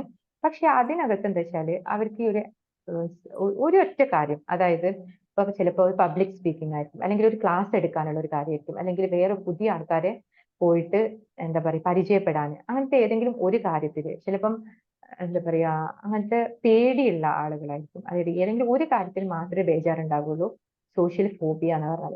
പക്ഷെ അതൊരു അവോയ്ഡന്റ് പേഴ്സണാലിറ്റി ആയി വരുമ്പോ എന്താ വെച്ചാല് ഇവർക്ക് എല്ലാത്തിനോടും ഒരു ആൻസൈറ്റി ആയിരിക്കും, എല്ലാത്തിനോടും ഒരു ബേജാറായിരിക്കും. ഓക്കെ, ഇനി അടുത്ത ഒരു പേഴ്സണാലിറ്റി എന്ന് പറഞ്ഞിട്ടുണ്ടെങ്കിൽ എന്താണ് dependent personality disorder. Okay, dependent personality disorder, അതിന് നമ്മൾ ആലോചിക്കേണ്ട ഒരു വാക്ക് എന്താണെന്ന് വെച്ചാൽ ക്ലിങ്ങി പറഞ്ഞാൽ എന്തുവാ, ഒട്ടിപ്പിടിക്കുക, പറ്റിപ്പിടിക്കുക എന്നൊക്കെയുള്ള അർത്ഥമാണ് അല്ലേ. ഓക്കെ, അപ്പം ഇവരെങ്ങനെയാന്ന് വെച്ചാല് എപ്പോഴും ഇവർക്ക് ഒറ്റയ്ക്ക് ഒരു തീരുമാനം ഉണ്ടോ ചോദിച്ചാല് ഒറ്റയ്ക്ക് ഒരു തീരുമാനമില്ല. ഓക്കെ, ഇവരെപ്പോഴും ഒരു എന്താ പറയാ ഒരു ആരെങ്കിലും ഒരാളെപ്പോഴും വേണം. ഓക്കെ, ഒരു പറ്റിപ്പിടിക്കുന്ന അല്ലെങ്കിൽ ഒട്ടിപ്പിടിക്കുന്ന ടൈപ്പ് ഓഫ് എന്താ പറയുക ഒരു വ്യക്തിത്വമുള്ള ആളുകളായിരിക്കും.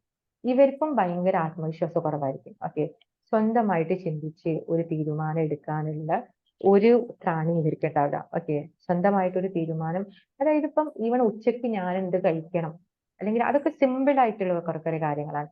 ഈ ഒരു സംഭവം പോലും അവർക്ക് തീരുമാനിക്കാനുള്ള ഒരു കഴിവില്ലാത്ത ആളുകളാണ് ശരിക്കും ഡിപ്പെൻഡന്റ് പേഴ്സണാലിറ്റി എന്ന് പറഞ്ഞിട്ടുണ്ടെന്നുണ്ടെങ്കിൽ. ഓക്കെ, പിന്നെ ഇവർക്ക് ഭയങ്കരമായിട്ടുള്ള ഒരു പേടി എന്താന്ന് വെച്ചിട്ടുണ്ടെങ്കിൽ സെപ്പറേഷൻ, അതായത് വേർപിരിയൽ, അതിന്റെ കൂടെയുള്ള ആളെന്നെ ഇട്ടിട്ട് പോവോ എന്നുള്ള അങ്ങനത്തെ ഉള്ള ഒരു വേർപിരിയലിന്റെ ഒരു തീവ്രമായിട്ടുള്ള ഭയം ഉള്ളിലുള്ള ആളുകളാണ് ഈ ഡിപ്പെൻഡന്റ് പേഴ്സണാലിറ്റി ഉള്ള ആളുകൾ എന്ന് പറയുന്നത്. ഓക്കെ, എപ്പോഴും ആരെങ്കിലും ഒരാൾ വേണം, ആരും ഇല്ലാതെ അവർക്ക് നിൽക്കാൻ പറ്റില്ല. അത് ഇന്ന ആള് വേണമെന്നൊന്നുമില്ല, ആരാണെന്നുണ്ടെങ്കിലും കുഴപ്പമില്ല. എനിക്ക് ഇതേപോലത്തെ ഒരു പേഷ്യന്റ് ഉണ്ട്.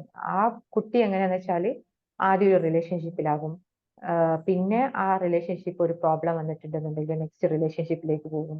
അപ്പൊ ഞാൻ ആ കുട്ടീനോട് കൂടുതൽ കാര്യം ചോദിച്ചപ്പം പറഞ്ഞ് എനിക്ക് ഒറ്റയ്ക്ക് നിൽക്കാൻ പറ്റില്ല, എനിക്ക് എപ്പോഴും ഒരു ലവ്, അതായത് ഒരു റിലേഷൻ എന്നുള്ള ഒരു മൂഡിൽ ഒരാൾ വേണം. ആ കുട്ടി പഠിക്കുകയാണ്, ആക്ച്വലി 18 വയസ്സാണ് ഉണ്ടായിട്ടുള്ളൂ. 1/1 ആണ് ആ കുട്ടിക്ക് ഒരു റിലേഷൻഷിപ്പ് ഇല്ലാത്തൊരു ടൈമില്ല. അപ്പം അതൊരു ഡിപ്പെൻഡന്റ് പേഴ്സണാലിറ്റി, ഒറ്റയ്ക്ക് നിൽക്കാനുള്ള അല്ലെങ്കിൽ ഒറ്റയ്ക്ക് തീരുമാനിക്കാനുള്ള ഒരു ടൈപ്പ് ഓഫ് ഒരു സാഹചര്യമേ ആ കുട്ടി കൊടുക്കുന്നില്ല. അപ്പം ഒരു റിലേഷൻഷിപ്പ് ബ്രേക്കപ്പ് ആയിട്ട് അതിൽ നിന്ന് പുറത്താവാൻ പറ്റാത്ത രൂപത്തിലുള്ള സാഹചര്യത്തിലാണ് എൻ്റെ അടുത്ത് വന്നത്. ഓക്കെ, അപ്പോഴും ആ കുട്ടിക്ക് ഇനി ഹൂ ഇസ് നെക്സ്റ്റ്, ഓക്കെ അടുത്തത് എന്ത് എന്നുള്ള ഒരു സാഹചര്യത്തിലാണ് ആ കുട്ടി വരുന്നത്. ഓക്കെ, അപ്പം ഇതിന്റെ ഒരു പ്രോബ്ലം എന്താന്ന് വെച്ചാല് ഇപ്പൊ ഒരു ഡിപ്പെൻഡന്റ് പേഴ്സണാലിറ്റി ഉള്ള ആളാണെന്ന് നമ്മൾ മനസ്സിലാക്കി കഴിഞ്ഞിട്ടുണ്ടെങ്കിൽ നമുക്ക് അവർക്ക് കൊടുക്കാൻ പറ്റുന്ന അല്ലെങ്കിൽ അവരെ നമുക്ക് വാൺ ചെയ്യാൻ പറ്റുന്ന ഒരു കാര്യം എന്താ വെച്ചാല് അവര് എപ്പോഴും ഒരു അബ്യൂസീവ് റിലേഷൻഷിപ്പിൽ എൻജപ്പ് ആവും. മനസ്സിലായോ? അപ്പം വെച്ചാല് ഒരു എന്താ പറയാ ഇതിന്റെ ഒരു പ്രൊഗ്നോസിസ് എന്ന് പറയില്ലേ, അതായത് ഇതിന്റെ ഒരു പ്രോബ്ലം എന്താന്ന് വെച്ചാല് ഇത്തരം ടൈപ്പ് കുട്ടികള് ഇപ്പോഴും ഒരു അബ്യൂസീവ് റിലേഷൻഷിപ്പിലേക്ക് പോകാനുള്ള സാധ്യത വളരെയധികം കൂടുതലാണ് ഭാവിയിൽ. ഓക്കെ, പിന്നെ അടുത്ത ഇതിനകത്തുള്ള ഏറ്റവും ലാസ്റ്റ് ക്ലസ്റ്റർ സി പേഴ്സണാലിറ്റിയിലുള്ള ഒരു ടൈപ്പ് ഓഫ് അസുഖമാണ് ഒബ്സസീവ് പേഴ്സണാലിറ്റി ഡിസോർഡർ ആണ്. അതൊരിക്കലും ഒബ്സസീവ് കമ്പൽസീവ് ഡിസോർഡർ ആയിട്ട് നിങ്ങൾ ഒരിക്കലും തെറ്റിദ്ധരിക്കരുത്. ഓക്കെ, ഒബ്സസീവ് കമ്പൽസീവ് ഡിസോർഡർ എന്താണ്, ഒബ്സസീവ് കമ്പൽസീവ് പേഴ്സണാലിറ്റി ഡിസോർഡർ എന്താണെന്നുള്ളത് ഞാൻ പറഞ്ഞു തരാം. ഓക്കെ, ഒബ്സഷൻ എന്ന് പറഞ്ഞാൽ എന്തായിരിക്കും മലയാളത്തിൽ? അഭിനിവേശം. ഓക്കെ, ഒരു ഭയങ്കരമായിട്ടുള്ള അഭിനിവേശം ഉള്ള ഒരു വ്യക്തിത്വം ഉള്ള ആളുകളാണ് actually obsessive compulsive personality disorder, that is OCPD. Okay, മറ്റേതെന്താണ്? OCD, obsessive compulsive disorder. ഇവര് എന്താ പറയാ, ഭയങ്കര ചിട്ടയുള്ള ആളുകളായിരിക്കും. അതേപോലെ തന്നെ ഫുൾ ഒരു പൂർണ്ണത വേണം, ഭയങ്കര പെർഫെക്ഷനിസം. ഓക്കെ, അതായത് ഭയങ്കര ഓർഡർ, ഭയങ്കര പരിപൂർണത, അതായത് ഭയങ്കര പെർഫെക്ഷനിസം, അല്ലെങ്കിൽ ഒരു പൂർണ്ണ നിയന്ത്രണം അഥവാ കംപ്ലീറ്റ് കൺട്രോൾ. അതായത് ഇവര് കൺട്രോളിലായിരിക്കും എല്ലാം. അത് അങ്ങനെ ആണെങ്കിൽ മാത്രമേ ഇവർക്ക് സമാധാനം ഉണ്ടാവുള്ളൂ. പിന്നെ കുറെ റൂൾസ് അല്ലെങ്കിൽ നിയമങ്ങള്, ഷെഡ്യൂൾസ്, ഇതൊക്കെ ഇവർക്ക് അപ് ടു ദ മാർക്ക്. അതായത് എല്ലാം എങ്ങനെയാണോ ഉള്ളത് അതേപോലെ മുന്നോട്ട് പോകണം. ഇതിങ്ങനെ സംഭവിച്ചിട്ടില്ല എന്നുണ്ടെങ്കിൽ ഇവര് ഭയങ്കര ഒരു സമ്മർദ്ദത്തിലായിരിക്കും. ഓക്കെ, വെച്ചാല് ഇതിപ്പോ ഇങ്ങനെയാണ് പോകേണ്ടത്, പക്ഷെ അത് അങ്ങനെയല്ല പോയത്. അപ്പൊ അതുകൊണ്ട് ഇവർക്ക് ഭയങ്കര ബുദ്ധിമുട്ടായിരിക്കും. ഇവരെപ്പോഴും ഒരു ബേജാറ് ടൈപ്പ്, അല്ലെങ്കിൽ ഒരു എന്താ പറയുക, ഒരു സമാധാനം എന്ന് പറയുന്നത് ഈ ടൈപ്പ് ഓഫ് ആളുകളുടെ ജീവിതത്തിലില്ല. കാരണം എന്താണ്? ഇവര് വിചാരിക്കുന്ന ചിട്ട ബാക്കിയുള്ളവരിൽ ഉണ്ടാകൂല. അപ്പൊ പക്ഷെ ബാക്കിയുള്ളവർക്ക് ഇയാൾ എങ്ങനെ ഫീൽ ചെയ്യുന്ന വെച്ചാല് ഒരു വഴക്കമില്ലാത്ത, അതായത് ഒരു ഇൻഫ്ലെക്സിബിൾ, അത് നമ്മൾ പറയില്ലേ ജീവിതമില്ലേ ഒന്ന് അങ്ങോട്ടും ഇങ്ങോട്ടും ഒക്കെ നിന്നൂടെ എന്ന് പറയില്ല. അതേപോലെ തന്നെ ഒരു വഴക്കമില്ലാത്ത ഒരു വ്യക്തിത്വം ഉള്ള ആളുകളായിരിക്കും എന്ത്, ഈ ഒബ്സസീവ് കമ്പൽസീവ് പേഴ്സണാലിറ്റി ഡിസോർഡർ ഉള്ളവർ. ഓക്കെ, അപ്പം ഈ ഇങ്ങനത്തെ ഒരു പ്രോബ്ലംസ് ഉള്ളത് കൊണ്ട് തന്നെ, ഇങ്ങനത്തെ കുറെ പ്രശ്നങ്ങൾ ഉള്ളത് കൊണ്ട് തന്നെ ഇവരൊരിക്കലും ഒരു കാര്യക്ഷമമായിട്ട് ഇവർക്ക് വർക്ക് ചെയ്യാൻ പറ്റില്ല. കാരണം ഇവർക്ക് ഭയങ്കര പ്ലാനിങ് ആയിരിക്കും. ഇതിങ്ങനെയാവണം, അതങ്ങനെയാവണം, അതെങ്ങനെയാണെന്നൊക്കെ പറഞ്ഞിട്ട്. അപ്പൊ ഇവർ ഈ ആസൂത്രണത്തിലായിരിക്കും കൂടുതൽ കോൺസെൻട്രേഷൻ. മനസ്സിലായോ? അപ്പൊ ആസൂത്രണം അതിനനുസരിച്ചിട്ട് നടക്കാതെ വരുന്ന സമയത്ത് ഇവർക്ക് ഭയങ്കര സ്ട്രെസ്ഡ് ആവും, അല്ലെങ്കിൽ ഇവർ ഭയങ്കര സമ്മർദ്ദത്തിലാവും. അപ്പൊ അതുകൊണ്ട് തന്നെ ആ ഒരു ആക്ഷൻ, ആ ഒരു സംഭവം അവിടെ നടക്കാതാവും. ഓക്കെ, പക്ഷേ ഇവർക്ക് ഭയങ്കര ഉറച്ച വിശ്വാസങ്ങളായിരിക്കും, ഉറച്ച ധാർമ്മിക ബോധമുള്ള ആളുകളായിരിക്കും. ഓക്കെ, പിന്നെ നമുക്ക് ഈ ഒബ്സസീവ് കമ്പൽസീവ് പേഴ്സണാലിറ്റി ഡിസോർഡർ ഉള്ള ആളുകളെ ഭയങ്കര ശാഠ്യക്കാരായിട്ട്, ഭയങ്കര ഭയങ്കര വാശി, ഭയങ്കര ശാഠ്യമുള്ള ആളുകളായിട്ട് നമുക്ക് ഫീൽ ചെയ്യും. പിന്നെ ഞാൻ നേരത്തെ പറഞ്ഞു എന്ത്, ഒബ്സസീവ് കമ്പൽസീവ് ഡിസോർഡറും ഒബ്സസീവ് കമ്പൽസീവ് പേഴ്സണാലിറ്റി ഡിസോർഡറും തമ്മിലുള്ള ഡിഫറൻസ് എന്താണുള്ളത്. ഓക്കെ, ഒബ്സസീവ് കമ്പൽസീവ് ഡിസോർഡർ എന്ന് പറഞ്ഞാൽ, അതായത് OCD എന്ന് പറഞ്ഞാൽ അതൊരിക്കലും ഒരു പേഴ്സണാലിറ്റി ഡിസോർഡർ അല്ല, അതൊരു ആങ്സൈറ്റി ഡിസോർഡർ ആണ്. സൈക്യാട്രിനകത്തുള്ള ആങ്സൈറ്റി ഡിസോർഡറിന്റെ ഭാഗത്തിൽ വരുന്നതാണ് ഒബ്സസീവ് കമ്പൽസീവ് ഡിസോർഡർ എന്ന് പറയുന്നത്. അവരെങ്ങനെയായിരിക്കും, നമ്മൾ മെഡിക്കലൊക്കെ നമ്മൾ കുറെ പഠിച്ച പോലെ തന്നെ ഇരിക്കുന്നത്, ഭയങ്കര കൈ കഴുകുകയാണെങ്കിൽ കൈ കഴുകിക്കൊണ്ടേയിരിക്കും.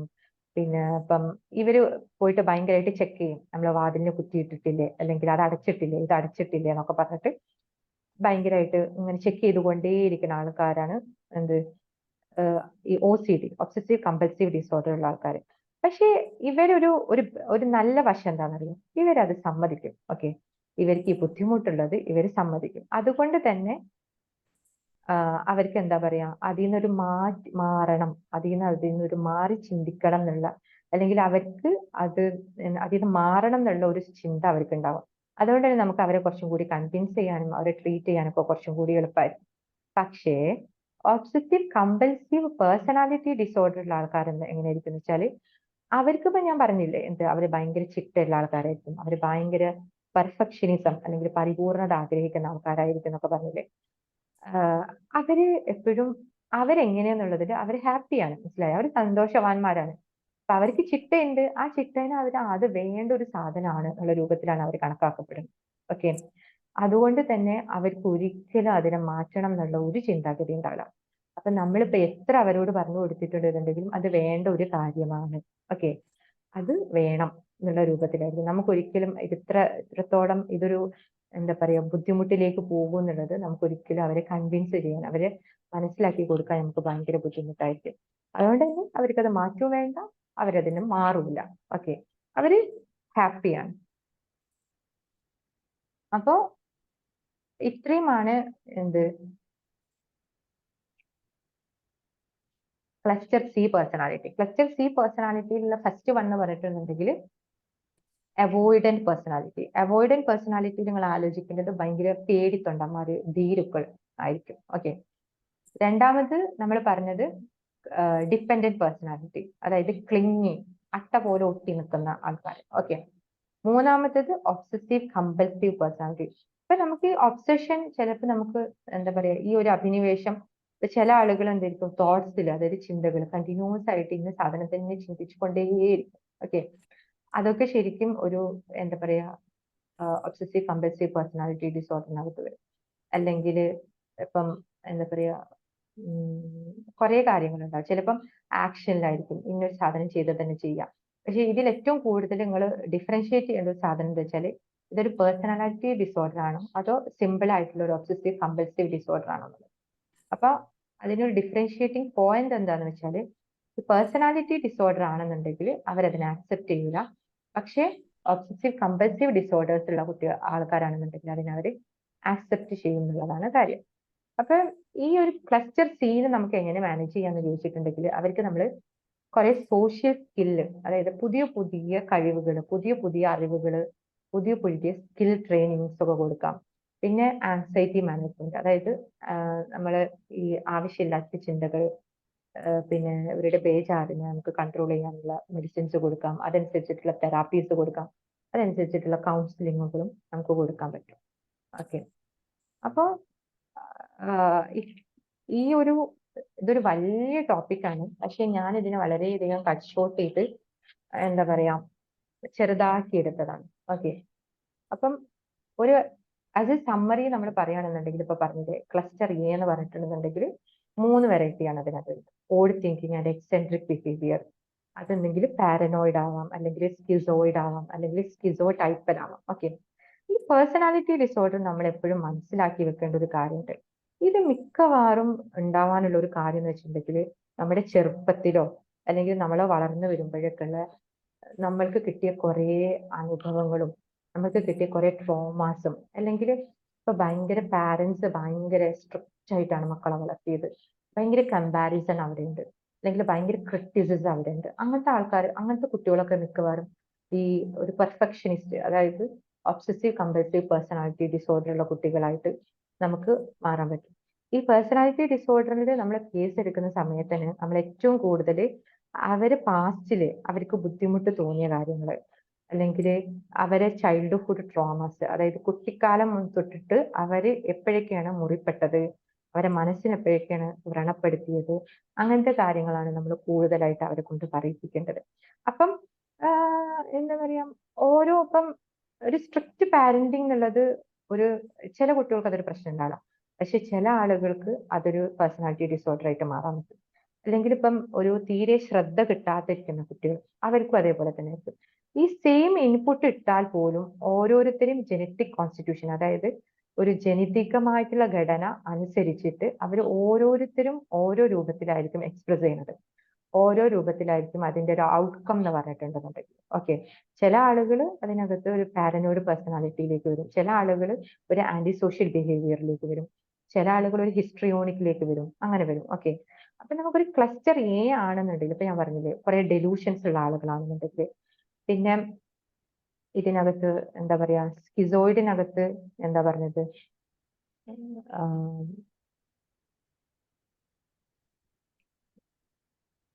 അകന്ന ഒരു ഡിസ്റ്റൻസ് കീപ്പ് ചെയ്യുന്ന ആളുകൾ. പിന്നെ സ്കിസോ ടൈപ്പൽ ആണെന്നുണ്ടെങ്കിൽ നമ്മൾ പറഞ്ഞൊരു മീനിങ് എന്ന് പറഞ്ഞിട്ടുണ്ടെങ്കിൽ ഒരു മാജിക്കൽ ചിന്ത, അതായത് മാന്ത്രികമായിട്ടുള്ള ചിന്താഗതിക്കാരുള്ളതാണെങ്കിൽ. ഇവർക്കൊക്കെ ആണെന്നുണ്ടെങ്കിൽ നമ്മൾ കേസ് എടുത്തിട്ട് നമുക്ക് കുറച്ചും കൂടി കൂടുതലായിട്ട് കൊടുക്കാൻ പറ്റും, ബെലഡോണോ കൊടുക്കാം, ഹയോസിയമസ്, സ്ട്രമോണിയം, നെക്സ്പോമിക്ക.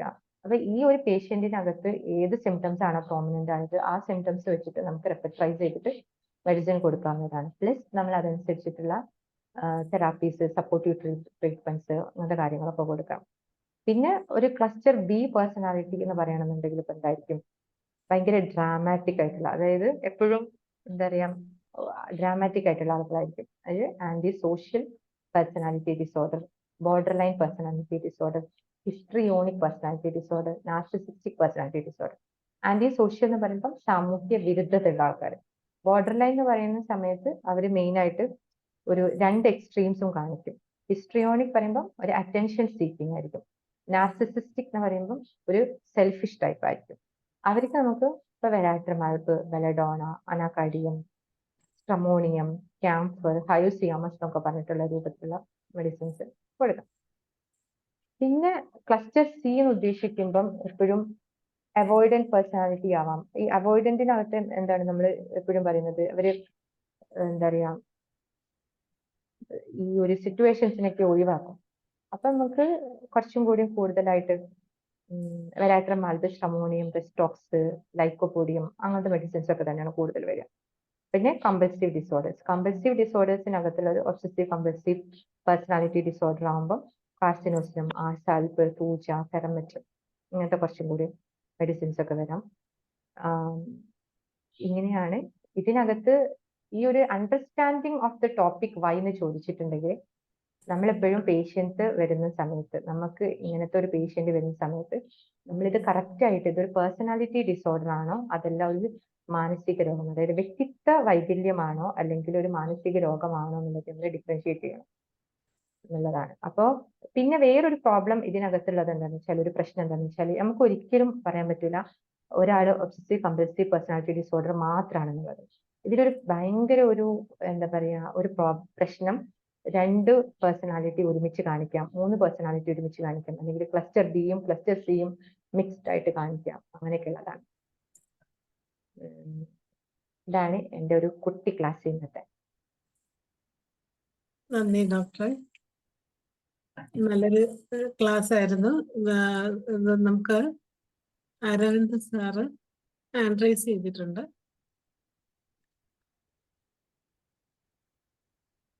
സാർ അൺമ്യൂട്ട് ചെയ്ത് സംസാരിക്കാം. നമസ്കാരം മാഡം, കേൾക്കാണ്ടോ? കേക്കാം. മാഡം നമസ്കാരം. ഡോക്ടറെ, നല്ലൊരു ക്ലാസ് ആയിരുന്നു. പേഴ്സണാലിറ്റി ഡിസോർഡേഴ്സിനെ കുറിച്ചിട്ടുള്ള ഒരു നല്ലൊരു ക്ലാസ് ആയിരുന്നു.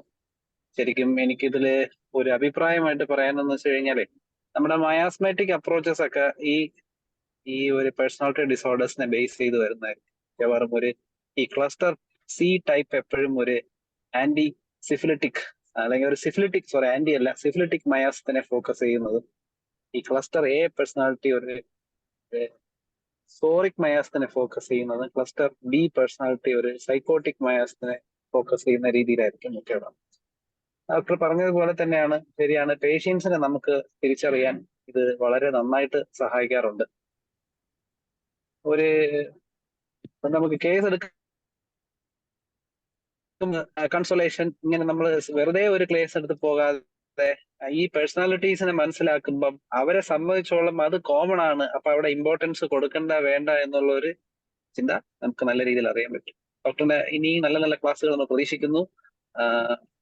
ഡോക്ടറിന്റെ നല്ല പ്രസന്റേഷൻ ആയിരുന്നു ഡോക്ടറെ. Thank you. സാർ. നന്ദി അരവിന്ദ് ദർശൻ സാറേ. ധനേഷ് ഡോക്ടറെ അഡ്മിറ്റ് ചെയ്ത്. ധനേഷ്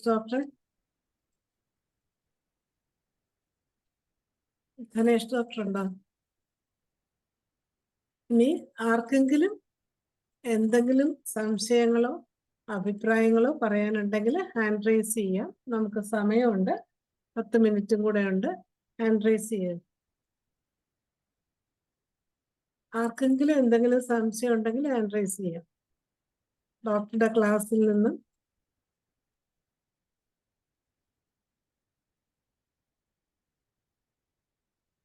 ജയലളിത ഡോക്ടറെ.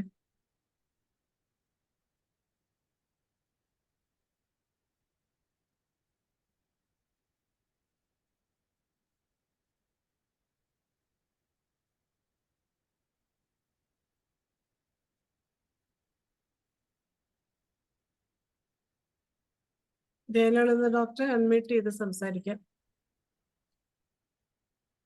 ഡോക്ടറെ, നല്ല സെഷൻ ആയിരുന്നു. ശരിക്കും നമ്മൾക്ക് പ്രാക്ടീസിൽ യൂസ്ഫുൾ ആയിട്ടുള്ള ക്ലാസ് തന്നെയായിരുന്നു. ഒരു പേഷ്യന്റ് വന്നാൽ എങ്ങനെയായിരിക്കും അവരെന്നുള്ളതിന്റെ ഒക്കെ ഒരു വിശദീകരണം നന്നായിട്ടുണ്ട്. എന്തായാലും ഇനി വീണ്ടും ക്ലാസ്സുകൾ പ്രതീക്ഷിക്കുന്നു. അതുപോലെ തന്നെ നമ്മളുടെ ക്ലിനിക്കിൽ വന്നവരൊക്കെ ഉണ്ടാവില്ലേ, ഇതുപോലെ തന്നെ പിശുക്കുള്ളവര്, ഇങ്ങനെ കുറ്റം പറയണവര്, ഇങ്ങനെ കേട്ട് ഒരുപാട് പേഷ്യൻസ് ഒക്കെ ഉണ്ടാവുമല്ലോ, പല ടൈപ്പും പേഷ്യൻസും ഉണ്ടാവുമല്ലോ. അവരെ കുറിച്ചും കൂടി ഒന്ന് ഡീറ്റെയിൽഡ് ആയിട്ട് ഇതുപോലെ തന്നെ ഒന്ന് പറഞ്ഞു തരികയാണെങ്കിൽ ഒന്നും കൂടി നല്ല എളുപ്പമായിരിക്കും. അപ്പൊ അങ്ങനത്തെ ഒരു ക്ലാസ്സും കൂടി പ്രതീക്ഷിക്കുന്നു. ഓക്കെ ഡോക്ടറെ, താങ്ക് യു. നന്ദി വെൽക്കം. ജയകുമാരി ഡോക്ടറെ. ഇനി ആർക്കെങ്കിലും എന്തെങ്കിലും സംശയം ചോദിക്കാനുണ്ടോ? സലീം കുമാർ ഡോക്ടറെ.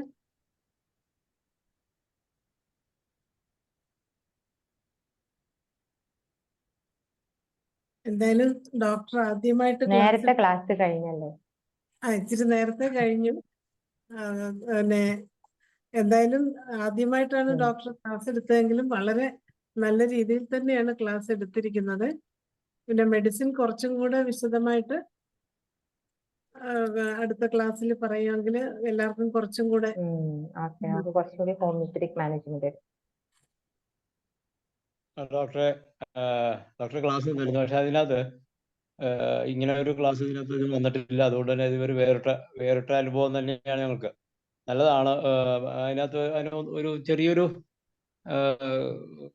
കറക്ഷൻ ഞാൻ പറയുന്നില്ല, ഒരു നിർദ്ദേശം. ഇതിനകത്ത് ഓരോരോ പേഴ്സണാലിറ്റി ഡിസോർഡറും ഏത് രീതിയിൽ ഉള്ള പെരുമാറ്റങ്ങളിൽ നിന്നാണ്, ഏത് രീതിയിലുള്ള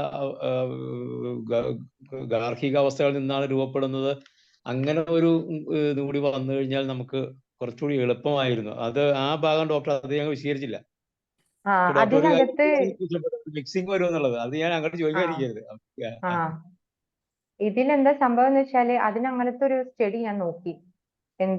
എന്റെ പേഷ്യൻസിന്റെ അടുത്തും ഞാൻ നോക്കി, അതേപോലെ തന്നെ ടെക്സ്റ്റ് ബുക്കിനകത്തൊക്കെ നോക്കി. അപ്പം ഈ ഒരു ടൈപ്പ് ട്രോമയാണ് ഇതിന് കാരണം എന്നുള്ളത് അങ്ങനെയില്ല. കൂടുതലായിട്ട് നമ്മളൊരു പെർഫെക്ഷനിസം എന്നുള്ളതിന് നമ്മൾ പറയുന്നത് ഒരു ക്രിറ്റിസിസം, അതായത് കുറ്റപ്പെടുത്തൽ. ഭയങ്കരമായിട്ട് പിള്ളേരെ നമ്മൾ കമ്പയർ ചെയ്യല്, നീ എന്താ ഇങ്ങനെ, മറ്റേ കുട്ടിക്ക് ഇത്ര മാർക്ക് ഉണ്ട്, അങ്ങനെ വരുന്ന കുട്ടികളാണ് കൂടുതൽ ഒരു പെർഫെക്ഷനിസം എന്നുള്ള പേഴ്സണാലിറ്റി ഡിസോർഡറിലേക്ക് പോകുന്നത്, അതായത് ഒബ്സസീവ് കമ്പൽസീവ് പേഴ്സണാലിറ്റി ഡിസോർഡർ വരുന്നത്. പക്ഷെ ഇതിലൊരു വേറൊരു കാര്യം എന്ന് വെച്ചാല് ഓരോ കുട്ടിനെയും അത് എഫക്റ്റ് ചെയ്യുന്നത് ഓരോ രൂപത്തിലാണ്. ഇപ്പൊ ഓരോ ബുദ്ധിമുട്ടുകളും ഓരോ ട്രോമാസും ഓരോ രൂപത്തിലാണ് ഓരോ കുട്ടികളെയും എഫക്ട് ചെയ്യുന്നത്. അതുകൊണ്ട് തന്നെ അവരെ ബാക്കിയുള്ള എൻവിയോൺമെന്റ്സും ബാക്കിയുള്ള പരിസ്ഥിതി, അവരെ ബാക്കി ഫാമിലി അവരോട് ഇടപെടുന്ന രീതി, ഇതെല്ലാം പിന്നെ ഡിപ്പെൻഡ് ചെയ്തിരിക്കും.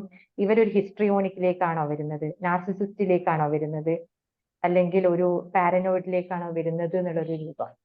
പക്ഷെ നമുക്ക് ഒരിക്കലും പറയാൻ പറ്റില്ല ഇത് ഇതിലേക്ക് വരും, ഇത് ഇതിലേക്ക് വരും എന്നുള്ളത് നമുക്ക് പറയാൻ പറ്റില്ല. പക്ഷെ ഇപ്പം ഞാൻ നേരത്തെ പറഞ്ഞില്ലേ, ചില പേഴ്സണാലിറ്റി ഡിസോർഡർ കുറച്ചും കൂടി പിന്നെ സൂയിസൈഡൽ ടെൻഡൻസി, നമുക്ക് പ്രൊഗ്നോസിസ് പറയാൻ പറ്റും. ഈ ഒരു പേഴ്സണാലിറ്റി ആണ് ഉള്ളത് എന്നുണ്ടെങ്കിൽ അവർ കുറച്ചും കൂടി കൂടുതൽ, ഇപ്പൊ ആന്റി സോഷ്യൽ ആയിട്ടുള്ള ആളുകളാണെന്നുണ്ടെങ്കിൽ കുറച്ചും കൂടി ക്രിമിനൽസ് ആയിട്ട് വളർന്നു വരാം. അല്ലെങ്കിൽ ഇപ്പൊ ബോർഡർ ലൈൻ പേഴ്സണാലിറ്റി ഉള്ള ആളുകളാണെന്നുണ്ടെങ്കിൽ ഒരു സൂയിസൈഡൽ ടെൻഡൻസി കാണിക്കാം. അങ്ങനെ നമുക്ക് കുറച്ചും കൂടി കൃത്യമായിട്ട് പറയാൻ പറ്റും. പക്ഷെ ഒരു പാസ്റ്റ് വെച്ചിട്ട് നമ്മൾ നോക്കുകയാണെന്നുണ്ടെങ്കിൽ, പക്ഷെ എല്ലാ ആളുകളോടും നമ്മൾ കൃത്യമായിട്ട് ചോദിക്കണം എന്ത് പറ്റി, എവിടെ വെച്ച്. ഇപ്പൊ പേടിയാണെന്നുണ്ടെന്നുണ്ടെങ്കിൽ മിക്കവാറും ഒരു ജനിച്ച് വീണ ഒരു കുട്ടിക്ക് ഒരിക്കലും പേടി ഉണ്ടാവില്ല. ഇപ്പൊ പാരന്റ്സോ അങ്ങനെ എല്ലാരും കൂടി അങ്ങോട്ട് പോരുത് ഇങ്ങോട്ട് പോരുത് എന്ന് പറഞ്ഞിട്ട്, പക്ഷെ ഒരു ബിഹേവിയർ അങ്ങനെയാണ് ഉണ്ടായി വരുന്നത്. ഇതാണ് എനിക്ക് മനസ്സിലാക്കാൻ പറ്റിയത്.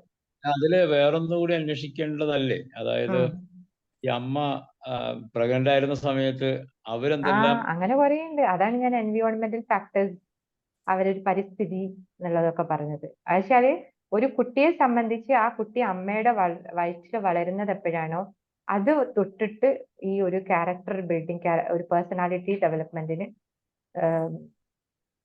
ഡിപ്പെൻഡഡ് ആണ്. അതായത് എന്താ അതിലെ ഡിപ്പെൻഡിങ് ഫാക്ടറാണ്. അല്ല, ഞാൻ ഡോക്ടറോട് ചോദിച്ചെങ്കിലും ഈ ഉത്തരം എന്റെ മനസ്സിലുണ്ട്. കാര്യം ഓരോ ആൾക്കാരും റിയാക്ഷനിൽ വ്യത്യാസം ഉള്ളപ്പോ ഓരോരുത്തരും ഓരോരോ ടൈപ്പ് ഡ്രഗ് പിക്ചർ പോലുള്ള ഓരോ വ്യത്യാസം ഉള്ളപ്പോ ഒറ്റ കാരണം കൊണ്ട് ഓരോ ടൈപ്പ് എല്ലാ ആൾക്കാരാവാൻ വഴിയില്ല ഓരോരുത്തർക്ക് ഒരു. അപ്പൊ അതിന്റെ ഒരു ജനറലൈസേഷൻ ആയിട്ട് എന്തെങ്കിലും ഉണ്ടാകുന്ന അറിയാൻ പറ്റില്ല. ഇപ്പൊ നമ്മളിപ്പോ കുടിയന്മാരുടെ മക്കൾ കുടിയന്മാരാവുന്നു, അങ്ങനെയൊക്കെ ചില കാര്യങ്ങളുണ്ടല്ലോ. ഒരു ഇങ്ങനെയൊക്കെ എല്ലാ കുടിയന്മാരും മക്കളും എല്ലാ കുടിയന്മാരും ആവുന്നില്ല. ഓപ്പോസിറ്റ് പോകുന്ന ആൾക്കാരുണ്ട് നേരെ. അപ്പൊ ഇതിനകത്ത് ഇതാണ് അതെ എനിക്ക് മനസ്സിലാക്കാൻ പറ്റിയത്. രണ്ടിലേ ഉണ്ടാവുള്ളൂ. മറ്റേ അല്ലാത്ത മീഡിയത്തിലൊക്കെ ആൾക്കാർ കുറവാ. ഒന്നുകിൽ ഒട്ടും കുടിക്കില്ല, അതിൽ ഭയങ്കര കുടിക്കായിരിക്കും. അപ്പൊ അങ്ങനെയൊക്കെയുള്ള ചിലർ ഇത് വെച്ചിട്ടാണ്. എങ്കിലും ഇങ്ങനത്തെ ക്ലാസ്സുകൾ ഇവിടെ അധികം നടന്നിട്ടില്ല. അത് നന്നായി കേട്ടോ. അപ്പൊ ഇനി ഇതിനോടൊന്ന് പോളിഷ് ചെയ്തോ എന്തെങ്കിലുമൊക്കെ കുറച്ചുകൂടി മെറ്റീരിയൽ കണക്ട് ചെയ്യാൻ പറ്റുമോ എന്ന് നോക്കും. ഓക്കെ. ഞാൻ പിന്നെ PM PG ആയിരുന്നു. അപ്പൊ അതുകൊണ്ട് തന്നെ കുറച്ചും കൂടി ഡയഗ്നോസ്റ്റിക് പാർട്ട് കൂടുതലായിട്ട് അങ്ങനെ ഞാൻ ശരിയാക്കാം. Okay, thank you. Thank you. നന്ദി സനൽകുമാർ ഡോക്ടറെ. ഇനി ഡോക്ടർ സുനിൽ ഹാൻഡ് റൈസ് ചെയ്തിട്ടുണ്ട്. Doctor Sunil. Good evening doctor. Doctor ഞാൻ ഹലോ കേൾക്കാവോ? കേൾക്കാം. കേൾക്കാം. ഓക്കെ. ഞാൻ കുറെ ലേറ്റ് ആയിട്ടാണ് ക്ലാസ്സിൽ കയറി ചെയ്തത്, അതുകൊണ്ട് ഞാൻ മുഴുവൻ കേട്ടില്ല. അപ്പോൾ ഇതിൽ OCD മാനേജ്മെന്റ് ഒന്ന് പറഞ്ഞാൽ കൊള്ളായിരുന്നു. OCD മെഡിക്കൽ മാനേജ്മെന്റും പിന്നെ കൗൺസിലിംഗ്, ഡോക്ടർ എന്തോ അവർക്ക് പറ്റുന്ന രീതിയിലുള്ള ജോബുകൾ അല്ല അവരെ എൻഗേജ് ചെയ്യിക്കുന്ന രീതിയിലുള്ള അങ്ങനെയൊക്കെ പറഞ്ഞു. അപ്പൊ അതൊന്ന് എക്സ്പ്ലെയിൻ ചെയ്താൽ നന്നായിരുന്നു. കാരണം ഒരുപാട് OCD കേസുകൾ വരുന്നുണ്ട്. പിന്നെ OCD നമ്മൾ കൗൺസിലിംഗ് ചെയ്ത് കഴിഞ്ഞാലും അത് അവരെ കറക്റ്റ് ചെയ്യിക്കാൻ ഭയങ്കര പാടായിട്ടാണ് ഞാൻ മനസ്സിലാക്കിയിട്ടുള്ളത്. മെഡിസിൻസ് പലത് ട്രൈ ചെയ്ത് നോക്കിയിട്ടുണ്ട്, പക്ഷെ എനിക്ക് അത്ര ഒരു എഫക്റ്റീവ് ആയിട്ട് കിട്ടിയിട്ടില്ല. അതുകൊണ്ട് ഒന്ന് പറഞ്ഞാൽ നന്നായിരുന്നു. ഇതിനകത്ത് ഒരു സെഷൻ തന്നെ നമുക്ക് വെച്ചാലോ? അതിനു വേണ്ടി ഒരു വിശാലമായ സെഷൻ തന്നെ വേണ്ടി വരും. ഇതിപ്പം നമുക്ക് 4 മിനിറ്റ് കൂടെ ഉള്ളു അല്ലേ? 2 മിനിറ്റേ ഉള്ളൂ. അപ്പൊ നിഷാദ് ഡോക്ടറെ നമുക്ക് ഒരു സെഷൻ കൂടി വെച്ചാലോ അടുത്ത ആഴ്ച? അപ്പൊ നമുക്ക് മെഡിസിനിലെ ചർച്ചയിലോട്ട് പോകാം അല്ലേ? കാരണം ഇതൊരു വലിയൊരു വിഷയമാണ്. ഞാൻ അന്ന് ഇത് ഡോക്ടർ എന്നോട് പറഞ്ഞപ്പോ തന്നെ ഞാൻ പറഞ്ഞു ഇതൊരു വലിയ വിഷയമാണ്. അപ്പൊ അത് അതിന്റെ ഡെപ്തിൽ പോകേണ്ടി വന്നാൽ 2 or 3 സെഷൻ തന്നെ വേണ്ടി വന്നേക്കാമെന്ന് ഞാൻ സൂചിപ്പിച്ചിരുന്നു. ഇപ്പൊ കേട്ടപ്പോഴും എനിക്ക് അങ്ങനെ തന്നെയാണ്. ഡോക്ടർ ഒത്തിരി കാര്യങ്ങൾ പറയാനുള്ളത് വളരെ ലിമിറ്റായിട്ട് പറഞ്ഞു പോവുകയായിരുന്നു, വളരെ വേഗത്തിൽ. അപ്പൊ എന്തായാലും നന്നായിരുന്നു, സന്തോഷം. ഇനി മെറ്റിനെ മെഡിക്കൽ ഭാഗം നമുക്കൊന്നുകൂടി ഒരു ചർച്ചയായിട്ട് തന്നെ കൊണ്ടുപോകാം. അപ്പൊ അത് എല്ലാവർക്കും കൂടുതൽ പ്രയോജനപ്പെടും പ്രാക്ടിക്കൽ സൈഡിലൂടെ. അതല്ലേ നല്ലത്? സമയമില്ല, ഇനി 1 മിനിറ്റ് നമുക്കുള്ളൂ. അതെ, ഡോക്ടർക്ക് നന്ദിയും കൂടെ എന്ന് പറയുന്നേ ഡോക്ടറെ. തീർച്ചയായും വളരെ സന്തോഷമുണ്ട്. കാരണം നമ്മള് ഇങ്ങനെ ഒരു സെഷൻ നമുക്ക് നമ്മുടെ അരവിന്ദാക്ഷൻ ഡോക്ടറാണ് നമുക്കിങ്ങനെ ഡോക്ടർ ഒരു ക്ലാസ് എടുക്കാമെന്ന് പറഞ്ഞ് പരിചയപ്പെടുത്തിയത്. പക്ഷെ ഇതിനു മുമ്പ് ഒരിക്കൽ ഞാൻ ഡോക്ടറെ കോണ്ടാക്ട് ചെയ്തിരുന്നു. അന്ന് പക്ഷേ ഡോക്ടർ ഞാൻ നോക്കാം എന്നൊക്കെ പറഞ്ഞെങ്കിലും പിന്നെ റെസ്പോൺസ് ഒന്നും ഇല്ലായിരുന്നു. അത് കഴിഞ്ഞ് ഈ നമ്പർ എനിക്ക് ഷെയർ ചെയ്ത് കഴിഞ്ഞ് ഞാൻ അവിടെ ടൈപ്പ് ചെയ്തപ്പോഴാണ് ഓൾറെഡി എൻ്റെ കയ്യിൽ ഉണ്ടെന്ന് മനസ്സിലായത്, നമ്മൾ ചാറ്റ് ചെയ്തിട്ടുണ്ടെന്ന് മനസ്സിലായത്. അപ്പോൾ എന്തായാലും അതുകൊണ്ട് തന്നെ വളരെ സന്തോഷത്തിലായിരുന്നു. പെട്ടെന്ന് തന്നെ നമ്മൾ അടുത്ത ആഴ്ച ഡോക്ടർ 2 ആഴ്ച വരെ ആകാം എന്നാണ് പറഞ്ഞത്. അപ്പം ഞാൻ പെട്ടെന്ന് തന്നെ ഇന്നത്തേക്ക് വെക്കുകയായിരുന്നു. അപ്പം ഡോക്ടർ പറഞ്ഞു കുഴപ്പമില്ല, ഞാൻ വേഗം തന്നെ പ്രസന്റ് ചെയ്യാം, അത് സാരമില്ല, ഒത്തിരി പ്രിപ്പയർ ചെയ്യേണ്ട കാര്യമില്ല, ചെയ്യാമെന്ന് പറഞ്ഞ് അങ്ങനെ വേഗത്തിൽ ഈ വേദിയിൽ വന്ന് ഇത്ര വലിയൊരു വിഷയത്തെ 1 മണിക്കൂർ കൊണ്ട് പറഞ്ഞു തീർക്കാൻ ശ്രമിക്കുകയായിരുന്നു. എന്തായാലും ഇന്നത്തെ കേട്ടവർക്കെല്ലാം വളരെ നന്നായി ഇഷ്ടപ്പെട്ടിട്ടുണ്ടാവും, അതിലൊരു സംശയം വേണ്ട. ഇതിൻ്റെ ഒരു 2ാം ഭാഗം നമുക്ക് തുടരേണ്ടതായിട്ടുണ്ട്. തീർച്ചയായും ഇന്ന് വേദിയിൽ വന്ന് ഇത്രയും നല്ലൊരു 5 ദിവസം തന്നെ അവതരിപ്പിച്ച ഡോക്ടർ നിഷാന്തിന് വളരെ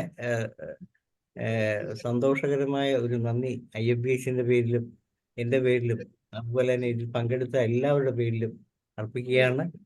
വീണ്ടും നമുക്ക് കാണാം എന്ന ഒരു പ്രതീക്ഷയോട് കൂടി നന്ദി, നമസ്കാരം. മറിയാമ്മ ഡോക്ടറെ, ഞാൻ ഒരു കാര്യം പറഞ്ഞോട്ടെ? ശൈല ഡോക്ടറാണേ. എന്റെ മൊബൈല് മിസ്സായി പോയി കേട്ടാ. അതുകൊണ്ടാണ് എനിക്ക് കുറച്ച് ദിവസം കൊണ്ട് കയറാൻ പറ്റാത്തത്. അതുകൊണ്ട് ആരാണ് ക്ലാസ് എടുക്കുന്നതെന്നുള്ള മെസ്സേജുകളൊന്നും അറിയാൻ വയ്യ. മൊബൈൽ കളഞ്ഞുപോയി. ബെല്ലടിക്കുന്നുണ്ട് ഇന്നലെ വരെ, പക്ഷെ ഇതുവരെ കിട്ടിയിട്ടില്ല. അപ്പൊ ഇനി പുതിയ ഞാൻ വരാം. ഇന്ന് ഫോൺ സ്വിച്ച് ഓഫ് ആണ്. ഇന്ന് സ്വിച്ച് ഓഫ്, ഇന്നലെ വരെ ബെല്ലടിച്ചു, കളഞ്ഞുപോയി.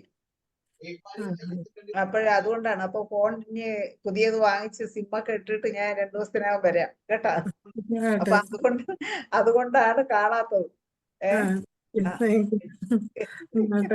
എന്താണെന്ന് വിചാരിച്ചു പോയിരുന്നു. ആ, ആ. ഇത് പറയാൻ വേറെ ഒരു അവസരവും ഇല്ല, അതുകൊണ്ടാണ് ഞാൻ ഇന്ന് വന്നത്. അങ്ങനെയുണ്ട്. ഓക്കെ. ഒരു കാര്യം കൂടെ പറഞ്ഞിട്ട്, ഡോക്ടറെ ക്ലാസ് വളരെ നന്നായിരുന്നു. വളരെ സൗമ്യമായ ഭാഷയിൽ നല്ല രീതിയിൽ സമാധാനമായിട്ട് പുതിയ ക്ലാസ് എടുക്കുന്ന ആളാണെന്നുള്ള അതൊന്നും നമുക്ക് തോന്നാത്ത രീതിയിൽ നല്ല രീതിയിൽ ഡോക്ടർ ക്ലാസ് എടുത്തു. വളരെ സന്തോഷം. നന്ദി. നന്ദി ശൈല ഡോക്ടർ. അങ്ങനെ നമുക്ക് ഇന്ന് ഡോക്ടർ വ്യക്തിത്വ വൈകല്യങ്ങളും മാനസിക രോഗങ്ങളും തമ്മിലുള്ള വ്യത്യാസം നമുക്ക് മനസ്സിലാക്കി തന്നു. ഇനി സുനിൽ ഡോക്ടർ നമ്മളോട് ചോദിച്ച ആ വിഷയത്തിൽ OCDയുടെ വിശദമായിട്ടൊരു ക്ലാസ്സും അതിന്റെ ട്രീറ്റ്മെന്റും നല്ല അല്ലാതെ നമ്മൾ സ്വീകരിക്കേണ്ട മാർഗങ്ങൾ എന്താണെന്നും എല്ലാം വിശദമായിട്ടൊരു ക്ലാസ്സുമായിട്ട് എത്രയും വേഗം ഡോക്ടർ ഈ പ്ലാറ്റ്ഫോമിൽ എത്തണമെന്ന് അഭ്യർത്ഥിക്കുകയാണ്. ഡോക്ടർക്ക് ഒരിക്കൽ കൂടി നന്ദി, ഡോക്ടർ നഷാദ് പിക്ക് ഒരിക്കൽ കൂടി നന്ദി അറിയിക്കുകയാണ്. അതുപോലെ ഇന്നത്തെ ഈ സൂം വെബിനാറിൽ പങ്കെടുത്ത എല്ലാവർക്കും നന്ദി അറിയിക്കുന്നു. നമ്മുടെ 1455 പ്രതിദിന സൂം വെബിനാർ ഇവിടെ അവസാനിക്കുകയാണ്. എല്ലാവർക്കും ശുഭരാത്രി.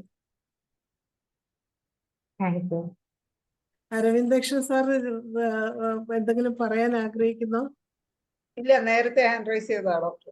ഇപ്പൊ അരവിന്ദകൃഷ്ണൻ അല്ല സാർ മേഡം, ഞാൻ പറയാൻ ആഗ്രഹിക്കുന്നുണ്ടായിരുന്നു.